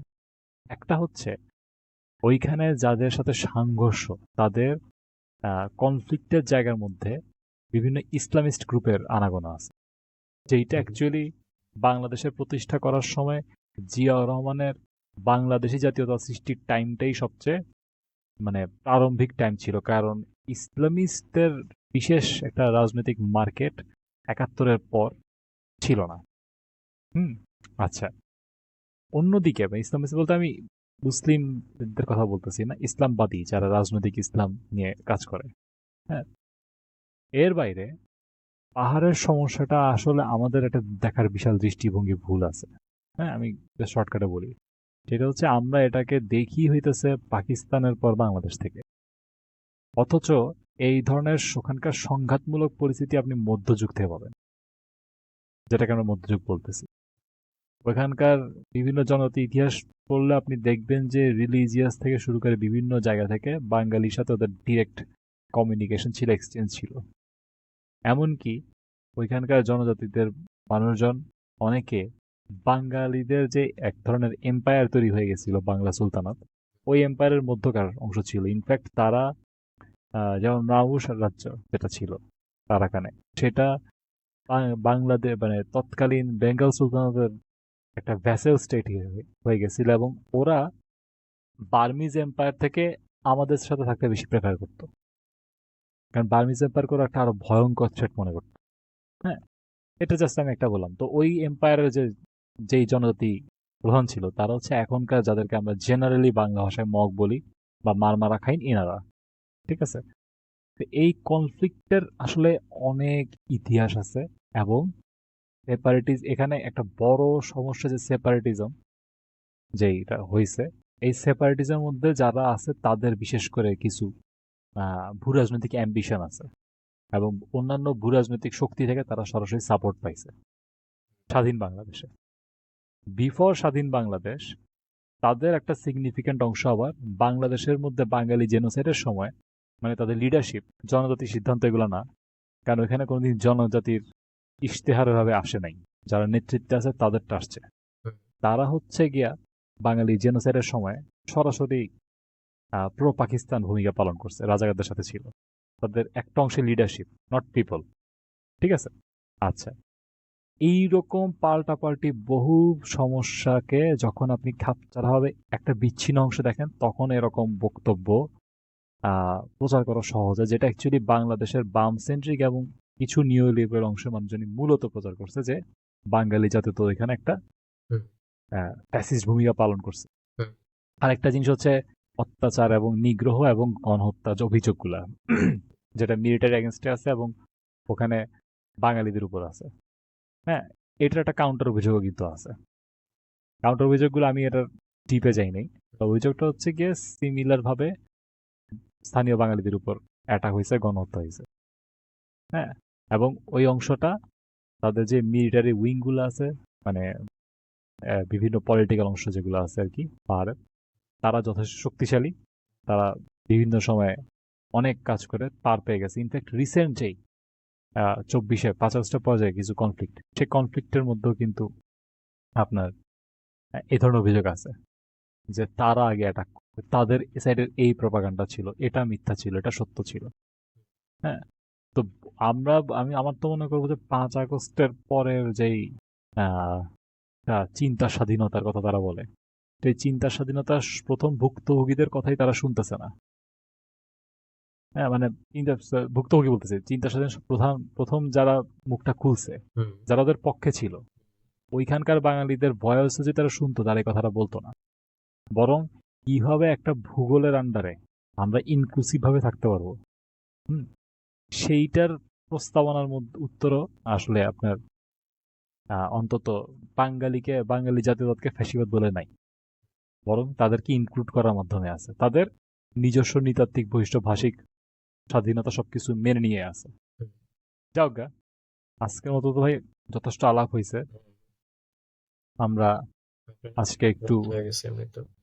আমার এখানে রাত হয়ে গেছে, আমারও বেশ আপনি আহ, এমনিতে জ্বর নিয়ে বসছেন। একটু জ্বর জ্বর আছে।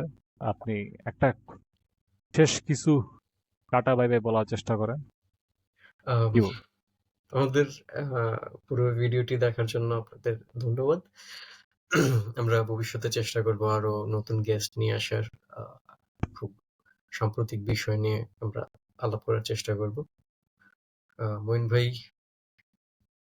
আপনি হুম। শরীর খারাপ নিয়ে আমাদের সাথে এতক্ষণ ছিলেন। প্রায় আমরা 2 ঘন্টার মতো কথা বলছি। ধন্যবাদ। আপনার কি কিছু বলার আছে লাস্ট? আমার বলা আছে হচ্ছে গিয়ে, আহ, অবশ্যই যারা ভিডিও দেখবে বা ভিডিও বিভিন্ন অংশ বিশেষ দেখবে, তারা যেন তাদের মন্তব্য জানায়। হ্যাঁ, এটা সেটা অবশ্যই। ভালো মন্তব্য হলে খুবই ওয়েলকাম, বিশ্লেষণমূলকের সবচেয়ে বেশি ওয়েলকাম। হুম, এবং দ্বিমত থাকলে আরো বেশি মায়ের মুখ ওয়েলকাম। মায়ের মুখ দিলেও সমস্যা নাই, ঠিক আছে। লাইক, শেয়ার আর এন্ড সাবস্ক্রাইব। হ্যাঁ, like share and subscribe, like টাইক দিয়েন, সাবস্ক্রাইব দিয়ে এরকম, এটা বেশি আর কি বলবো। ভালো না লাগলে আনসাবস্ক্রাইব করে দিয়েন, এটা বলে দিচ্ছি, দেখা যাক। দেখছেন আমি কত পলিটিক্যালি হ্যাঁ, আনকারেক্ট। হ্যাঁ, এটা চলতেছে। আজকে বলছে যে ভালো না লাগলে আমাকে আনফলো করে দিয়ে চলে যান, কিন্তু আমাকে ইয়াস। বডি শেয়ার বলবেন না। হায় রে। আচ্ছা, তাহলে ঠিক মঈন আছে, ভাই, গুড সবাই নাইট। রে সবাইকে ধন্যবাদ। ধন্যবাদ। গুড হুম, নাইট, শুভরাত্রি। সবাই ভালো থাকবেন আশা করি। হ্যাঁ, সবার জন্য শুভকামনা। শুভকামনা। ধন্যবাদ।